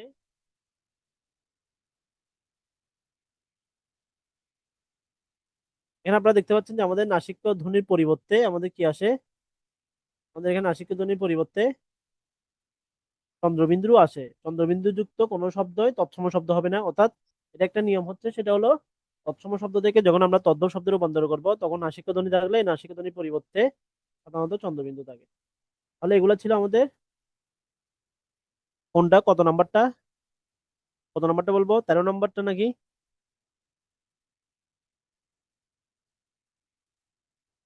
সাজ্জাদ কয় নাম্বারটা? ও ওকে, থ্যাংক ইউ। তাহলে এই সকল শব্দগুলোকে বলা, এই সকল শব্দগুলা সাধারণ বৈশিষ্ট্য যেগুলো তৎসম শব্দ হওয়ার জন্য। আপনারা যদি এখানে 13টার মধ্যে 10টা নিয়ম যদি আপনারা মনে রাখতে পারেন, তাহলে এখান থেকে আমরা যেমন কোনো একটা শব্দ দেখলে কিন্তু আমরা বলতে পারি এই শব্দটা তৎসম শব্দ না অতৎসম শব্দ। আর আমাদের এই নিয়মগুলো আত্মস্থ হতো, তাহলে আপনারা যদি এই নিয়মগুলো কিছুটা আত্মস্থ করতে পারেন, এখন থেকে আপনারা যে কোনো শব্দ আপনাদের চোখে পড়লে আপনারা সেই শব্দটাকে আপনারা অবশ্যই আইডেন্টিফাই করতে পারবেন। তারপর আমরা একটু দেখি, আমাদের খ নম্বর হচ্ছে অর্ধ তৎসম শব্দ। আমরা জানি অর্ধ তৎসম শব্দ বলা হয় যে সকল শব্দগুলো সংস্কৃত ভাষা থেকে কিছুটা পরিবর্তিত হয়ে বাংলা শব্দ ভান্ডারে যুক্ত হয়েছে, সে সকল শব্দগুলোকে অর্ধ তৎসম শব্দ বলা হয়। যেমন জ্যোৎস্না, এই জ্যোৎস্না থেকে এখানে খণ্ডিত ত, এগুলা পরিবর্তিত হয়ে জ্যোৎস্না। এটা হলো শ্রাদ্ধ থেকে শ্রাদ্ধ, গৃহিণী থেকে গিন্নি, বৈষ্ণব থেকে বৈষ্ণব এবং কুৎসিত থেকে কুৎসিত, এই সকল শব্দগুলো হচ্ছে তৎসম শব্দ এবং সেগুলো হচ্ছে অর্ধ তৎসম শব্দ। কারণ এগুলো পরিপূর্ণভাবে কিন্তু আমাদের পরিবর্তন হয় নাই, আবার এটা অপরিবর্তনও থেকে নাই, এটা সামান্য একটু আংশিক পরিবর্তন হয়ে গেছে। এই কারণে এগুলাকে অর্ধতৎসম শব্দ বলা হয়। যখন এই শব্দগুলো পরিপূর্ণভাবে পরিবর্তন হয়ে যাবে, তখন তাকে তদ্ভব শব্দ বলা হয়। যেমন হস্ত থেকে হাত, হস্তি থেকে হাতি, চর্মকার থেকে চামার, ঢাকমে থেকে দাম, এই সকল শব্দগুলো হচ্ছে তদ্ভব শব্দের উদাহরণ। তদ্ভব শব্দ মানে হচ্ছে যে সকল শব্দগুলো প্রাকৃত বা অপভ্রংশ ভাষা থেকে এবং মাঝখানে কিছু কিছু সংস্কৃত ভাষা থেকে পরিবর্তিত হয়ে, এখানে কিন্তু প্রাকৃত এবং অপভ্রংশ এর পাশাপাশি সংস্কৃত আছে, যেমন আমাদের এগুলো কিন্তু সংস্কৃত ভাষা থেকে পরিবর্তন হয়েছে। এই যে পঞ্চম থেকে পাঁচ, চন্দ্র থেকে চাঁদ, এগুলো কিন্তু সংস্কৃত ভাষা থেকে পরিবর্তন হয়েছে। কিন্তু তদ্ভব শব্দের বেশিরভাগ হচ্ছে প্রাকৃত বা অপভ্রংশ ভাষা থেকে পরিবর্তন হয়েছে। এই প্রশ্নটা কিন্তু এখন আমাদের কোনো জায়গার মধ্যে আসে নাই, বিসিএস বলেন, ব্যাংক বলেন, কোথাও কিন্তু এই প্রশ্নটা আসে নাই যে তদ্ভব শব্দের বেশিরভাগ শব্দ কোথা থেকে উদ্ভূত হয়েছে। আপনারা দেখেন যে বিসিএস এর আমাদের কিছু কিছু প্রশ্ন একটু আনকমন টাইপের প্রশ্ন করে, এই আনকমন টাইপের প্রশ্নগুলো হচ্ছে এই টাইপের প্রশ্ন। তাহলে এখানে আপনারা দেখেন যেখানে আমি লিখে নিয়ে এসেছি যে বেশিরভাগ শব্দ হচ্ছে প্রাকৃত বা অপভ্রংশ ভাষা থেকে আসবে। এটা কিন্তু যারা জানবে না তারা কিন্তু সংস্কৃতটা দাগাই দিবে। বুঝতে পারছেন কথাটা? যে যারা জানবে না তারা হচ্ছে লিখে দিবে যে তদ্ভব ভাষা বেশিরভাগ সংস্কৃত ভাষা থেকে এসেছে। আলটিমেটলি আমরা ছোটকাল থেকে বা আমরা অনেকগুলো জায়গায় আমরা এই জিনিসটা শিখে এসেছি। কিন্তু বড় বড় যে ব্যাকরণ বই, আধুনিক যে ব্যাকরণ বই, এই ব্যাকরণ বইগুলোর মধ্যে কিন্তু স্পষ্ট করে লেখা আছে যে আমাদের এই সকল শব্দগুলো কিন্তু প্রাকৃত বা অপভ্রংশ ভাষা থেকে আসবে, এবং এই অপভ্রংশ ভাষা থেকে পরিবর্তিত হয়ে নতুন ভাবে বাংলা ভাষায় রূপান্তরিত ঘটলে তখন তাকে বলা হয় কি শব্দ? তখন তাকে বলা হয় এই তদ্ভব শব্দ। যেমন আপনি দেখেন, এই যে দাম শব্দটা কিন্তু সংস্কৃত ভাষা থেকে, দ্রম্য থেকে আসে নাই। এটা সংস্কৃত ভাষারই আগের রূপ, সেটা হলো দ্রাঘমে থেকে আসছে। তারপর একইভাবে তামার শব্দটা দেখেন, এই যে চম্মার, এই চম্মার থেকে আসে না, এটা হলো চর্মকার থেকে আসছে। তাহলে এগুলোর আদিরূপ হচ্ছে, বেশিরভাগই আদিরূপ হচ্ছে প্রাকৃত ভাষা অথবা অপভ্রংশ ভাষা। তাহলে প্রাকৃত ভাষা বা অপভ্রংশ ভাষা থেকে রূপান্তরিত হয়ে এগুলা আধুনিক বাংলায় রূপান্তরিত হয়েছে, এই কারণে এগুলাকে তদ্ভব ভাষা বলা হয়। তাহলে এই বিষয়টা কি বুঝতে পেরেছেন আপনারা? এই প্রশ্নটা কিন্তু এখনো কোথাও আসে নাই।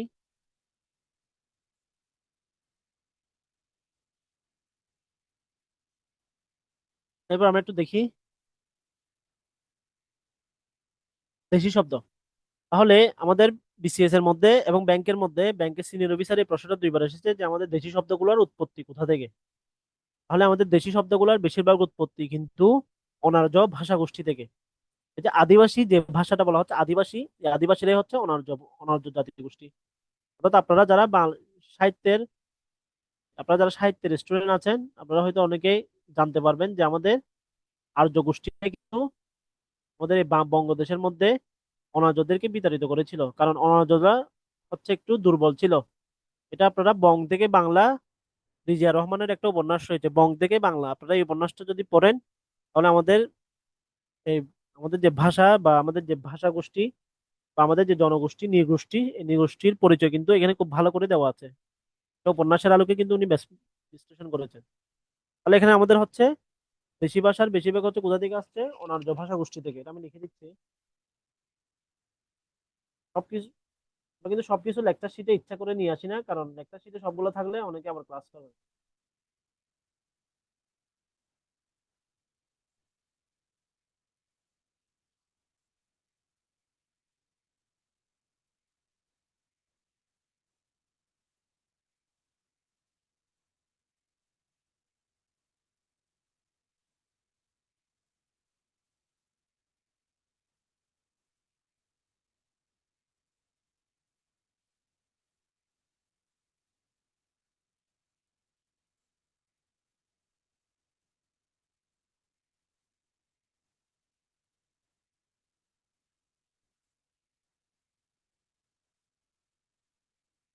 তাহলে আমাদের এই যে দেশি ভাষার বেশিরভাগ এসেছে কোথা থেকে? অনার্য ভাষা গোষ্ঠী থেকে। তাহলে এটা একটু খেয়াল রাখতে হবে। আমাদের দেশি ভাষা বেশিরভাগ এসেছে কোথা থেকে? অনার্য ভাষা গোষ্ঠী থেকে। আর আমাদের তদ্ভব ভাষা এসেছে বেশিরভাগ প্রাকৃত এবং অপভ্রংশ ভাষা থেকে। এই বিষয়টা একটু খেয়াল রাখতে হবে। তাহলে যে সকল ভাষা গৃহীত হয়েছে সে সকল শব্দকে দেশি শব্দ বলা হয়। এই শব্দগুলোর মধ্যে রয়েছে কুল, মুন্ডা, ভীম, কুখা, চাপা, কুলা, গঞ্জ, ডাব, ডাগর, টুপর সহ আরো অনেক কিছু রয়েছে। আপনারা এগুলো চাইলে অন্যান্য বইগুলো থেকে আপনারা পড়তে পারেন। তা আমাদের পরীক্ষায় কিন্তু মাঝে মাঝে এই দেশি শব্দগুলো দেওয়া থাকে, যে পরীক্ষায় নিচের কোনটি দেশি শব্দ। এবং পরীক্ষার মধ্যে কিন্তু, আচ্ছা আমি ক্লাস শেষে সামারি করে দিব, সমস্যা নাই। আপনি এখন কতটুকু আছে এরপর এগুলো একটু দেখেন, আমি লাস্টের দিকে সামারি করে দিব, অসুবিধা নেই। তারপর হচ্ছে যে আমরা দেখি যে পর্তুগিজ শব্দ। এখন আপনারা পর্তুগিজ শব্দগুলো কিন্তু মনে রাখার একটা টেকনিক আমি এখানে নিয়ে এসেছি, কারণ আমাদের দেখা যায় আমাদের বাংলা বিদেশি শব্দের মধ্যে যতগুলো শব্দ রয়েছে, সবচেয়ে বেশি শব্দ রয়েছে ফার্সি শব্দের মধ্যে, এরপর হচ্ছে আরবি এবং এরপর হচ্ছে পর্তুগিজ। আমাদের ফার্সি এবং আরবি শব্দগুলো সাধারণত গত 2-1 বছরের পরীক্ষার মধ্যে আসার হার হচ্ছে 1%, 1% বা 2%। অর্থাৎ একেবারে খুব কম এসেছে আরবি ভাষা এবং ফার্সি ভাষা। সবচেয়ে বেশি এসেছে পর্তুগিজ এবং তুর্কি ভাষা। এই কারণে আমি বিগত সালের বিভিন্ন জব সলিউশনের প্রশ্নের আলোকে এই কথাটা বললাম যে আমাদের বিগত সালের মধ্যে যে ভাষা থেকে বা শব্দ ভান্ডার থেকে যে শব্দগুলো এসেছে, এর মধ্যে বিদেশি শব্দ থেকে বিশেষত সবচেয়ে বেশি এসেছে পর্তুগিজ এবং তুর্কি ভাষা থেকে। কারণ আমাদের এই তুর্কি ভাষাটা আমাদের হচ্ছে একটা ছন্দের মাধ্যমে আমরা একটু শিখবো। যেমন আমি এখানে খুব সুন্দর একটা ছন্দ আপনাদের জন্য লিখে নিয়ে এসেছি। এই সকল ছন্দের মধ্যে যে শব্দগুলো আছে, এই সকল শব্দগুলো হচ্ছে পর্তুগিজ শব্দ। তাহলে একটা যদি আপনারা মনে রাখতে পারেন, বাকিগুলো আপনাদের জন্য ইজি হবে। কিছু জিনিস আমাদের টেকনিক্যালি পড়তে হয়, কারণ এগুলো এখানে এই টার্মগুলো হচ্ছে আপনাদের মুখস্থ রাখার বিষয়। এরপরেও আমি চেষ্টা করেছি যে আপনাদের জন্য এটা টেকনিক আকারে নিয়ে আসার জন্য। যেমন এখানে আপনারা একটা ছন্দ দেখেন যে পর্তুগালের পাদ্রি সাহেব, তাহলে পর্তুগাল মানে এগুলো সবগুলো হচ্ছে পর্তুগিজ শব্দ, পর্তুগালের শব্দ থেকে এসেছে, এই জন্য এগুলো হলো পর্তুগিজ শব্দ। পর্তুগালের পাদ্রি সাহেব চাবি দিয়ে গির্জা খুললো। তাহলে আমরা জানি যে পর্তুগিজরা বেশিরভাগ হচ্ছে খ্রিস্টান ধর্মাবলম্বী, এ কারণে তাদের সাথে গির্জা কিন্তু রিলেটেড। তাহলে পাদ্রি যেহেতু খ্রিস্টান, তাহলে যেহেতু তিনি গির্জার মধ্যে যাবেন, অবশ্যই তিনি চাবি দিয়ে গির্জা খুলবেন। তারপর তিনি গুদামে গিয়ে, তাহলে গির্জার পাশে সাধারণত দাদা আমাদের একটা গুদাম থাকে গির্জার পাশে। তারপর তিনি গুদামে গিয়ে এক বালতি আটা, আনারস, আলপিন, পেঁপে, পেয়ারা, পাউরুটি দিয়ে আচার তৈরি করলেন। যদি এখানে আলপিন শব্দটা প্রাসঙ্গিক, আলপিন শব্দটা আমরা চাইলে স্কিপ করতে পারি, আলপিন আলপিন শব্দটা আমরা এখানে আলমারিতে নিয়ে আসতে পারি। তারপর তিনি এক বালতি আটা, আনারস, পেঁপে, পেয়ারা, পাউরুটি দিয়ে আচার তৈরি করলেন। তাহলে তিনি গুদামে গিয়ে এক বালতি আচার তৈরি করলেন। আচার আইটেম গুলো হচ্ছে যে আটা, আনারস, পেঁপে, পেয়ারা, পাউরুটি। সাথে সাগু এবং সালসা দিয়ে তা আলকাতরা মেখে আলপিন দিয়ে আলমারিতে রেখে দিন। এভাবে আপনারা বলতে পারেন তা আলকাতরা মেখে আলমারিতে রেখে দিন। তাহলে তিনি অবশ্যই কোনো একটা অনুষ্ঠান রয়েছে বা কোনো একটা প্রোগ্রাম রয়েছে, এই প্রোগ্রামের কারণে তিনি হচ্ছে এগুলা আচার তৈরি করে আলমারির মধ্যে রেখে দিলেন। যেহেতু এখানে একটা চুরি হয়ে যাওয়ার সম্ভাবনা রয়েছে, এই কারণে তিনি আলকাতরা মেখে আলমারির মধ্যে আলপিন মেরে আলমারিতে রেখে দিলেন। তাহলে এটা একটা টার্ম গেল। এরপরে আমাদের রয়েছে বিন্তি সাবান ও তোয়ালে নিয়ে কামরায় ঢুকলো। তাহলে বিন্তি হচ্ছে সাবান এবং তোয়ালে নিয়ে সে বাইরে ছিল, বাইরে থেকে কামরার মধ্যে ঢুকলো। সে তার কামিজের বুতাম সেলাই করতে লাগলেন এবং কামরায় গিয়ে সে যেহেতু একজন টেলর, আমরা ধরতে পারি যে সে একজন টেলর, টেলর হিসেবে সে তার কামিজের বোতামটা সে নিজে নিজে সেলাই করতে লাগলো। এমন সময় ইংরেজ আতা জানালায় টোকা মারল। আমরা জানি অন্দরমহল নামে একটা শব্দ ছিল, অন্দরমহল মানে যেখানে পুরুষদের প্রবেশ নিষেধ। তো সে জায়গায় বিন্তি যেহেতু কামরার মধ্যে ছিল, এ কারণে বাইরে থেকে ইংরেজ আতা, ইংরেজ আতা মানে হচ্ছে উনি একজন ব্যক্তি, ইংরেজ আতা তিনি জানালায় টোকা মারল। অন্যদিকে বাইরের দিকে দেখা যাচ্ছে যে কেরানি এবং আয়া তারা বারান্দার মধ্যে কেদারায় বসে, কেদারায় মানে হচ্ছে আমরা জানি যে এটা একটা হচ্ছে যে চেয়ারের মধ্যে কেদারায়, কেদারায় বসে গান গাইলো। সেটা হলো স্বামী আর স্ত্রী, পেরেক মারে মিস্ত্রি। তারা খুব সুন্দর একটা দুজনই কথা বলতে বলতে একটা গান গাইলো যে স্বামী আর স্ত্রী, পেরেক মারে মিস্ত্রি। তাহলে এখানে যে শব্দগুলো দেওয়া আছে, এই শব্দগুলো একটা ছন্দের আকারে, আশা করি আপনারা শিখতে পারবেন। আপনারা এখানে একটু চেঞ্জ আনতে পারেন, সেটা হলো আলপিনটা আপনারা চাইলে এখানে নিয়ে আসতে পারেন যদি আপনাদের অপ্রাসঙ্গিক মনে হয়। তাহলে এটা আমাদের নিজেদের একটা তৈরি করা টেকনিক, যে পর্তুগালের পাদ্রী সাহেব চাবি দিয়ে গির্জা খুলেন। এখানে দেখেন সবগুলো শব্দ কিন্তু প্রাসঙ্গিক। তাহলে এখানে পর্তুগাল শব্দের অর্থ হলো, এখানে যতগুলো শব্দ আছে এই সকল শব্দগুলো হচ্ছে পর্তুগিজ শব্দ। পর্তুগালের পাদ্রী সাহেব চাবি দিয়ে গির্জা খুলেন, তাহলে চাবি হলো একটা পর্তুগিজ শব্দ, গির্জা হলো একটা পর্তুগিজ শব্দ। তারপর তিনি গুদামে গিয়ে, তাহলে গুদাম হলো একটা পর্তুগিজ শব্দ। এক বালতি বালতি আটা, আনারস, আলপিন, পেঁপে, পেয়ারা, পাউরুটি, আচার, এই সকল শব্দগুলো হচ্ছে পর্তুগিজ শব্দ। অর্থাৎ এখানে স্বাভাবিক যে শব্দগুলো, এই শব্দগুলোর বাইরে গিয়ে বাকি শব্দগুলো হচ্ছে পর্তুগিজ শব্দ। সাথে সাগু এবং সালসা দিয়ে তা আলকাতরা মেখে আলমারিতে রেখে দিলেন। তাহলে আলকাতরা এবং আলমারি, সাগু, সালসা, এই সকল শব্দগুলো হচ্ছে পর্তুগিজ শব্দ। বিন্তি, বিন্তি হচ্ছে একটা ব্যক্তির নাম, যেহেতু ব্যক্তির নাম এটা সাধারণত পর্তুগিজ শব্দ হয় না। তাহলে বিন্তি সাবান ও তোয়ালে নিয়ে কামরায় ঢুকলো। তাহলে সাবান এবং তোয়ালে এই সকল শব্দগুলো হচ্ছে পর্তুগিজ শব্দ। সে তার কামিজের বুতাম সেলাই করতে লাগলেন। তাহলে কামিজ, বুতাম এবং সেলাই এই সকল শব্দগুলো হচ্ছে পর্তুগিজ শব্দ। এরপরে রয়েছে আমাদের কি, এমন সময় ইংরেজ আতা, আতা মানে যে আমরা জানি যে আতা, আতা মানে যে আমাদের খাওয়ার যে আতা, সেই আতাটা। আর ইংরেজ শব্দটা নিজে একটা পর্তুগিজ শব্দ। ইংরেজ আতা জানালায় শব্দটা একটা হলো পর্তুগিজ শব্দ, টুকা মারিল ওই টুকা শব্দটা হলো একটা পর্তুগিজ শব্দ। কেরানি এবং আয়া, কেরানি এবং আয়া তারা বারান্দায় কেদারায় বসে একটি গান গাইলো, সেটা হলো স্বামী আর স্ত্রী। তাহলে স্বামী এবং স্ত্রী দুজনেই হচ্ছে পর্তুগিজ শব্দ। পেরেক মারে মিস্ত্রি, এই মিস্ত্রি শব্দটা হলো একটা পর্তুগিজ শব্দ। তাহলে এখানে এই সকল শব্দগুলো হচ্ছে পর্তুগিজ শব্দ। তাহলে আপনাদের কাছে টেকনিকটা কিরকম লাগছে, সহজ লাগছে নাকি একটু কঠিন লাগছে? এই একটা টেকনিক দিয়ে আপনারা শব্দ ভান্ডারে যে শব্দগুলো আছে, এই শব্দগুলো কিন্তু আপনারা ইজি বলতে পারেন। কারণ আপনারা এই যদি এটা যদি মাথায় রাখতে পারেন, আমরা কিন্তু বাকিগুলা কিন্তু আমাদের মনে থাকবে। তাহলে চেষ্টা করবেন যে এই টেকনিকটা একটু ভালো করে আয়ত্ত রাখার জন্য। এছাড়া আমরা একটু দেখি যে ফরাসি শব্দ, আমাদের এমন কিছু শব্দ রয়েছে যে শব্দগুলো হচ্ছে ফরাসি শব্দ, যেমন কার্তুস, কুপন, ডিপো এবং রেস্তোরাঁ। বিশেষত রেস্তোরাঁ শব্দটাই আপনারা মনে রাখবেন, এই রেস্তোরাঁ শব্দটাই সবচেয়ে বেশি পরীক্ষায় আসে। রেস্তোরাঁ শব্দটা হলো একটা ফরাসি শব্দ। এছাড়া উলন্দাজ শব্দদের মধ্যে রয়েছে রুইতন, হরতন, তুরুপ, টেক্কা, ইস্কাবন, এগুলো সবগুলো হচ্ছে উলন্দাজ শব্দ। এবং সবগুলো দেখবেন যে কার্ড রিলেটেড, অর্থাৎ আমাদের যে তাস রয়েছে এই তাস রিলেটেড বেশিরভাগ শব্দ হলো উলন্দাজ শব্দ। গুজরাটি শব্দের মধ্যে রয়েছে হরতাল, খুব প্রসিদ্ধ একটা শব্দ। পাঞ্জাবি শব্দ এগুলো আসে না। তুর্কি শব্দ আমাদের গুরুত্বপূর্ণ, যেমন বেগম, বিবি, কুরমা, বাহাদুর, কুলি, বারুদ, দারোগা, উজবুক, চাকর, চাকু, তুপ, থঙ্গা, বাবা। সকল শব্দগুলো হচ্ছে একটা আমাদের তুর্কি শব্দ। এখন আপনারা যদি বলেন যে তুর্কি শব্দের একটা ছন্দ লিখে দেওয়ার জন্য, তাহলে আমি সেটাও লিখে দিতে পারবো যদি প্রয়োজন হয়। আপনারা যদি মনে রাখতে পারেন তাহলে আমরা তুর্কির একটা টেকনিকও আপনাদের শিখিয়ে দিতে পারি।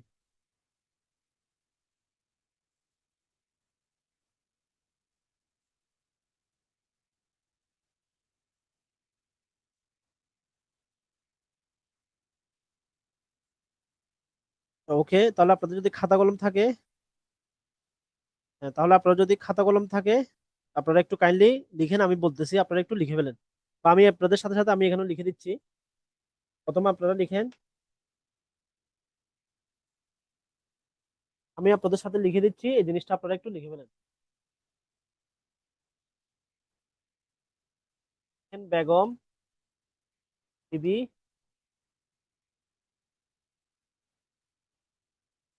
কুরমা, খাই। তাহলে এই যে অন্তস্থ এবং রস্বই এর ব্যবহার বিধি আপনারা হয়তো অনেকে জানেন, আমি আবার বলছি। যদি উত্তম পুরুষ হয়, উত্তম পুরুষ মানে হচ্ছে আমি, আমি খাই, তখন হবে রস্বইকার। এছাড়াও বাকি অন্যান্য যে পুরুষ, মধ্যম পুরুষ এবং নাম পুরুষ, মধ্যম পুরুষ মানে হচ্ছে সেকেন্ড পার্সন, আর নাম পুরুষ মানে হচ্ছে থার্ড পার্সনের ক্ষেত্রে কি হবে, অন্তস্থই হবে। তাহলে এই যে খাই, এটা হলো আমি খাচ্ছি না, থার্ড পার্সনের খাচ্ছে, এই জন্য এখানে অন্তস্থই হবে। যদি এটা আমি খাইতাম তখন এখানে কিন্তু রস্বইকার হবে। বেগম বিবি কুরমা খাই, সুলতান বাহাদুর দেশ চালায়।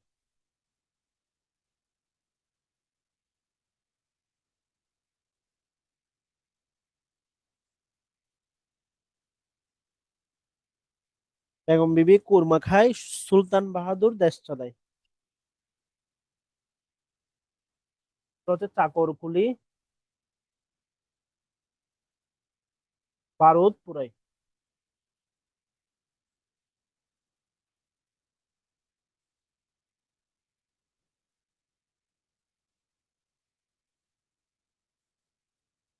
এরপরে হচ্ছে, এরপরে ছন্দ হচ্ছে তাই দেখে,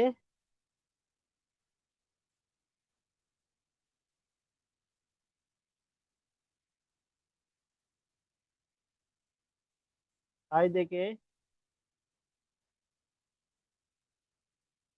দারোগা বাবুর, তাই দেখে দারোগা বাবা বন্দুক হাতে দৌড়ে,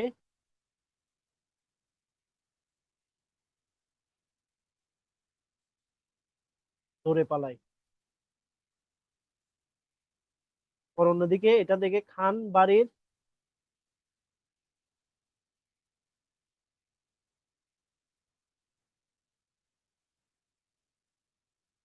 বাড়ির সওগাত, সওগাত মানে হচ্ছে ব্যবসা, খান বাড়ির সওগাত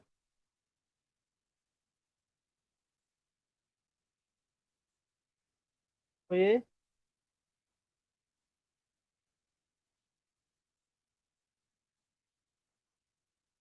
তাকিয়ে। তাহলে আমাদের সেই ছন্দটা আমরা আপনাদের জন্য লিখে নিয়ে এসেছি। বেগম বিবি কোরমা খায়, সুলতান বাহাদুর দেশ চালায়, চাকর কুলি বারুদ পুরায়, তাই দেখে দারোগা বাবা বন্দুক হাতে দৌড়ে পালায়, খানবাড়ির সওগাত উজবুক হয়ে তাকিয়ে রয়। এখানে যে শব্দগুলো রয়েছে এই শব্দগুলো মোটামুটি আমাদের এখানে আছে উপরের মধ্যে, আপনারা হচ্ছে এখান থেকে দেখতে পারেন। আশা করি এটা সবাই লিখছেন, বা যারা না লিখেন নাই তারা এখান থেকে দেখে দেখতে পারেন। যে বেগম বিবি কুরমা খায়, সুলতান বাহাদুর দেশ চালায়, চাকর কুলি বারুদ পুরায়, তাই দেখে দারোগা বাবু বন্দুক হাতে দূরে পালায়, খানবাড়ির সওগাত উজবুক হয়ে তাকিয়ে রয়। তাহলে এখানে আমরা দেখতে পাচ্ছি যে বেগম বিবি কুরমা বাহাদুর, কুলি, চাকর, চাকর, কুলি, বারুদ, তারপরে হচ্ছে দারোগা, বাবা, বন্দুক, তারপর হচ্ছে সওগাত, উজবুক। এই সকল শব্দগুলো হচ্ছে আমাদের তুর্কি শব্দের উদাহরণ।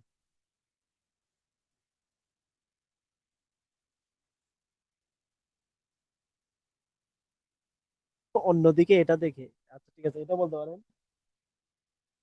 অন্যদিকে এটা দেখে খানবাড়ির সওগাত উজবুক হয়ে তাকিয়ে রয়। এর সাথে তাকিয়ে রয়টা অ্যাড করে দেন, উজবুক হয়ে তাকিয়ে রয়। ওকে, আশা করি বুঝতে পেরেছেন। এর মাধ্যমে আপনারা তো মনে রাখবেন। আচ্ছা, এরপর আমাদের কিছু শব্দ রয়েছে, যেমন চীনা শব্দ, চা, চিনি, এগুলো সবগুলো চ এর সাথে রিলেটেড। লুচি, সাম্পান, এটাও অনেকটা চ। তাহলে মনে রাখবেন চীনা শব্দগুলো বেশিরভাগ হচ্ছে চ রিলেটেড। চা, চিনি, লুচি, সাম্পান, এই সকল শব্দগুলো হচ্ছে চীনা শব্দ। মায়ানমার শব্দের মধ্যে রয়েছে আমাদের লুঙ্গি গুরুত্বপূর্ণ। জাপানি শব্দের মধ্যে রয়েছে রিক্সা, সুনামি। সুনামি হচ্ছে একটা জাপানি শব্দ, এটা আমাদের গুরুত্বপূর্ণ। এছাড়া হিন্দি শব্দের মধ্যে রয়েছে কসমেস, চলতি, দেবদাস, এটা হচ্ছে আমাদের হিন্দি শব্দ। এগুলো ছিল আমাদের বিদেশি শব্দের উদাহরণ। তাহলে আমরা এই মোটামুটি আমাদের আজকের ক্লাসটা হচ্ছে এতটুকুই ছিল। আমরা হচ্ছে পরের ক্লাসে যে আমাদের এখানে যে দেওয়া আছে পদ বিবেচনায় শব্দ, সে অনুসারে আমরা পদ প্রকরণটা পরবর্তী ক্লাসে আমরা আলোচনা করব। এখন এর মধ্যে যদি আপনাদের কোনো ধরনের কোয়ারি থাকে, কোনো ধরনের প্রশ্ন থাকে, আপনারা আমাকে করতে পারেন।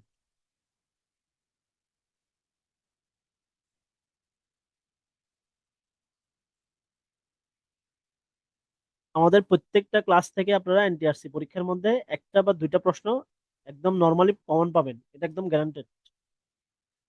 কারণ আমার এই ক্লাসগুলোর মধ্যে যদি করেন, আপনাদের মোটামুটি ব্যাকরণের বেসিক সবগুলা বিষয় কিন্তু চলে আসবে। এরপরের বিষয়টা হচ্ছে যে আপনাদের নিজেদের প্র্যাকটিসের বিষয়।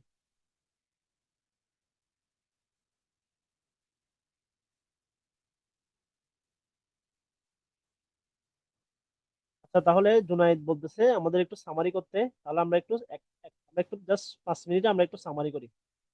আমাদের আজকের লেকচারটা ছিল শব্দ নিয়ে। তাহলে আমরা জানি যে শব্দ হলো কতগুলো ধ্বনির সমষ্টি। তাহলে আমরা যদি কতগুলো ধ্বনির সমষ্টির মাধ্যমে কিন্তু শব্দ গঠিত করতে পারবো না। এই ধ্বনির সমন্বয়ে গঠিত যে সমষ্টি, এই সমষ্টি কিন্তু একটা পরিপূর্ণ অর্থ থাকতে হবে। একটা অর্থের মাধ্যমে যদি সেটা অর্থ হয়, অর্থাৎ সেটা যদি কোনো একটা অর্থ প্রকাশ করে, তখন তাকে শব্দ বলা হয়। তাহলে শব্দের প্রকারভেদ আমরা বলেছিলাম যে শব্দ হলো 4 প্রকার। একটা হলো উৎস অনুসারে, প্রথম হচ্ছে গঠন অনুসারে, অর্থ অনুসারে, উৎস অনুসারে এবং পদ বিবেচনায় শব্দ। আমাদের এই পদ বিবেচনায় শব্দ কিন্তু পুরাতন বাংলা ব্যাকরণ বইগুলোর মধ্যে কিন্তু দেওয়া নাই। কিন্তু আধুনিক যে ব্যাকরণ বই এবং বাংলা একাডেমি প্রণীত বাংলা ব্যবহারিক ব্যাকরণ বইয়ের মধ্যে কিন্তু পদ বিবেচনায় শব্দের শ্রেণী বিভাগটা দেওয়া আছে। সুতরাং এটা আমাদের জন্য খুব গুরুত্বপূর্ণ। তাহলে গঠন অনুসারে আমরা শব্দ পাচ্ছি 2 প্রকার, একটা হলো মৌলিক শব্দ আর একটা হলো সাধিত শব্দ। এটা গঠন মানে যে শব্দটার গঠন হয় কিভাবে হয়, সেটা মৌলিক ভাবে হবে, না হলে সেটা সাধিত ভাবে হবে। তাহলে মৌলিক শব্দ। এরপর হচ্ছে সাধিত শব্দ। হচ্ছে মৌলিক শব্দ হচ্ছে কোনগুলো, যে শব্দগুলোকে ভাঙলে এই শব্দটার আর কোনো অর্থ প্রকাশ করা যায় না, তখন তাকে মৌলিক শব্দ বলা হয়। আমাদের মৌলিক শব্দ হওয়ার জন্য অবশ্যই শব্দটার যতটুকু পর্যন্ত অর্থ হবে না, ততটুকুই পর্যন্ত হচ্ছে মৌলিক শব্দ। তো যতটুকু ভাঙলে শব্দটার অর্থ প্রকাশ করা যাবে, ততটুকুই হচ্ছে এই শব্দটা মৌলিক শব্দ। আর সাধিত শব্দ হচ্ছে এই মৌলিক শব্দের সাথে আমরা কিছু বিভক্তি, প্রত্যয়, উপসর্গ যুক্ত করে নতুন একটা শব্দ যদি গঠন করি, তখন তাকে সাধিত শব্দ বলা হয়। সাধিত শব্দ গঠন করার অনেকগুলো প্রক্রিয়া রয়েছে, যেমন প্রত্যয় অনুসারে, উপসর্গ অনুসারে, সন্ধি অনুসারে, সমাসের সাথে সমাসের সাহায্যে, বিদেশি শব্দের সাহায্যে, দীর্ঘ শব্দের সাহায্যে, উপসর্গের সাহায্যে, এভাবে আমরা সাধিত শব্দ গঠন করতে পারি। তবে বাংলা ভাষায় বা বাংলা ব্যাকরণের মধ্যে সবচেয়ে বেশি সাধিত শব্দ গঠন করা যায়, সেটা হলো প্রত্যয়ের মাধ্যমে। মনে রাখতে হবে যে বাংলা ভাষায় সবচেয়ে বেশি শব্দ সাধিত হয়েছে প্রত্যয়ের মাধ্যমে। এরপর আমরা একটু দেখি যে অর্থ অনুসারে শব্দ। তাহলে আমরা বলেছিলাম যে অর্থ হচ্ছে 2 প্রকার। বাংলা ভাষায় প্রত্যেকটা শব্দে 2 ধরনের অর্থ থাকে। একটা হলো ব্যুৎপত্তিগত অর্থ, যেটার অপর নাম হলো আক্ষরিক অর্থ। একটা হলো ব্যবহারিক অর্থ, যেটার অপর নাম হলো প্রায়োগিক অর্থ। একটা হলো ব্যুৎপত্তিগত অর্থ বা আক্ষরিক অর্থ, একটা হলো ব্যবহারিক অর্থ বা প্রায়োগিক অর্থ। তাহলে আমাদের অর্থ অনুসারে শব্দ ডিপেন্ড করবে এই অর্থর অনুসারে। তাহলে আমরা বলতে পারি যে সকল শব্দের ব্যুৎপত্তিগত অর্থ এবং ব্যবহারিক অর্থ যদি একই ধরনের হয়, তখন তাকে যৌগিক শব্দ বলা হয়। যেমন আপনারা এখানে দেখেন যে গায়ক, কর্তব্য, বাবুয়ানা, মধুর, দৌহিত্র, এই সকল শব্দগুলোর ব্যুৎপত্তিগত অর্থ এবং ব্যবহারিক অর্থ একই অর্থ প্রকাশ করে, এই কারণে এটা হলো যৌগিক শব্দ। আর রূঢ়ি শব্দ বলা হয় যে সকল শব্দগুলোর ব্যুৎপত্তিগত অর্থ এবং ব্যবহারিক অর্থ একই হবে না, এবং এই শব্দগুলো আসবে প্রকৃতি প্রত্যয় থেকে, তখন তাকে রুর বা রুড়ি শব্দ বলা হয়। যেমন আপনি দেখেন হস্তি, মানে হস্তি শব্দটাকে আমরা বাংলা পাচ্ছি হস্ত যোগ ইন সমান হলো হস্তি। এখানে হস্ত মানে হাত, তো যার হাত আছে তাকে হস্তি বোঝাচ্ছে ব্যবহার বুৎপত্তিগত অর্থে, কিন্তু ব্যবহারিক অর্থে হস্তি বলতে একটি পশুকে বোঝাচ্ছে, অর্থাৎ এটা ভিন্ন অর্থ প্রকাশ করছে, কারণ এটা হলো রূঢ়ি শব্দ। আর এটা যখন সমাস থেকে আসবে তখন তাকে যোগরূঢ় শব্দ বলা হয়। যেমন দেখেন পঙ্কজ, তাহলে এখানে পঙ্গ মানে হচ্ছে পাক বা কাদা, পাকে বা কাদায় জন্মে যা তাকে বলা হয় পঙ্কজ। কিন্তু ব্যবহারিক ভাবে আমরা পঙ্কজ বলতে সাধারণত পদ্ম ফুলকে বোঝাই, তাহলে এটার ব্যুৎপত্তিগত অর্থ এবং ব্যবহারিক অর্থ একই না থাকার কারণে এটা, এবং এটা যেহেতু সমাস থেকে এসেছে এই জন্য এটা হলো যোগরূঢ় শব্দ। এরপর আমরা বলেছিলাম যে উৎস অনুসারে শব্দের শ্রেণী বিভাগ। আমাদের উৎস অনুসারে শব্দ হচ্ছে 5 প্রকার। যদি পরীক্ষার মধ্যে 5 প্রকার এবং 4 প্রকার দুটো দেওয়া থাকে তাহলে উত্তর দিতে হবে 4 প্রকার, কারণ আমাদের আধুনিক ব্যাকরণে কিন্তু 4 প্রকার দেওয়া আছে। আমাদের একটা হলো তৎসম শব্দ। আমরা এখানে তৎসম শব্দগুলো চেনার কিছু কৌশল আপনাদের জন্য লিখে নিয়ে এসেছি, তাহলে আপনারা এগুলো একটু দেখবেন যে এই সকল বৈশিষ্ট্য যদি দেওয়া থাকে তখন এই শব্দটাকে সাধারণত তৎসম শব্দ বলা হবে। এর বাইরে রয়েছে আমাদের অর্ধ তৎসম শব্দ। তাহলে যে সকল শব্দগুলো সংস্কৃত ভাষা থেকে এসেছে এবং সেগুলা কিছুটা পরিবর্তিত হয়ে বাংলা ভাষায় প্রবেশ করেছে, তখন তাকে বলা হয় অর্ধতৎসম শব্দ। তারপরে রয়েছে আমাদের তদ্ভব শব্দ। এই তদ্ভব শব্দগুলো কিন্তু সম্পূর্ণভাবে পরিবর্তিত হয়ে বাংলা ভাষায়, এটা পরিবর্তিত হয়েছে কোন শব্দ থেকে? মূল শব্দ হলো প্রাকৃত বা অপভ্রংশ। প্রাকৃত বা অপভ্রংশ শব্দ থেকে সম্পূর্ণরূপে পরিবর্তিত হয়ে বাংলা ভাষায় প্রবেশ করেছে, তখন তাকে বলা হয় তদ্ভব শব্দ। এখানে আমাদের দুটো উদাহরণ দেওয়া আছে। এরপর আমরা দেখি দেশি শব্দ। আমাদের দেশি শব্দগুলো বেশিরভাগ এসেছে অনজ ভাষাগোষ্ঠী থেকে। আমরা জানি যে আমাদের প্রাচীন বাংলায় সর্বপ্রথম যারা বসবাস করতো আজ থেকে প্রায় 5,000 খ্রিস্টপূর্ব, 5,000 বছর পূর্বে, তারা ছিল অনজ জাতিগোষ্ঠী এবং তারা ছিল দুর্বল, অনেকটা অনেকটা ভঙ্গুর টাইপের এবং দুর্বল। তাদের চেয়ে ইরান থেকে তখন একদল আর্য গোষ্ঠী এই বাংলাদেশের এই অঞ্চলের মধ্যে প্রবেশ করে এবং তারা ছিল শক্তিশালী। যেহেতু তারা শক্তিশালী ছিল, তারা অনার্য গোষ্ঠীকে সহজে বিতাড়িত করতে পেরেছিল এবং অনার্য গোষ্ঠীকে বিতাড়িতের মাধ্যমে তারা এখানে তাদের নিজেদের একটা ইতিহাস বা নিজের একটা সংস্কৃতি, নিজের একটা ধারা তারা প্রতিষ্ঠা করতে পেরেছিল। ফলে এই অনার্য গোষ্ঠীর ভাষাই হচ্ছে যে দেশি শব্দ। এই দেশি শব্দগুলা বাংলা ভাষার মধ্যে আছে 1%-এরই কম, আর সবচেয়ে বেশি আসে তৎসম শব্দ প্রায় 65%।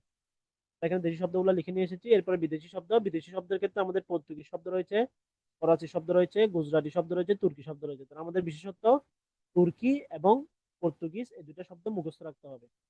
বাকি শব্দগুলোর বিশেষত আরবি এবং ফার্সি শব্দ আমাদের গত 2-3 বছরের পরীক্ষায় খুব একটা আসেনি, আশা করি সামনের দিকেও আসবে না।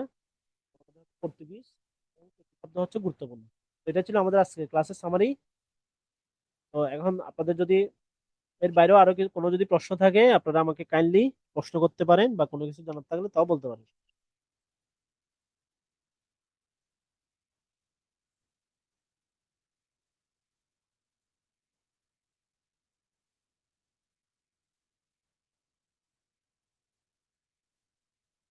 আচ্ছা তাহলে ঠিক আছে, তাহলে আমাদের আজকের ক্লাসটা আমরা এখানেই শেষ করছি।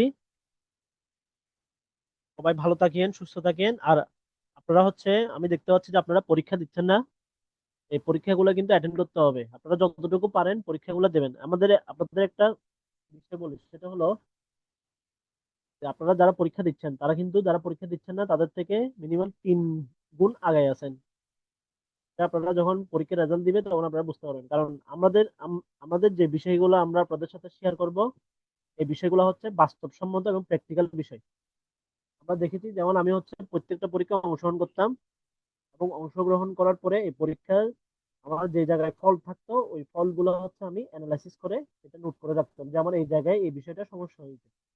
যারা পরীক্ষা দিচ্ছেন না তারা কিন্তু, যারা পরীক্ষা দিচ্ছেন তাদের থেকে পিছিয়ে যাচ্ছেন।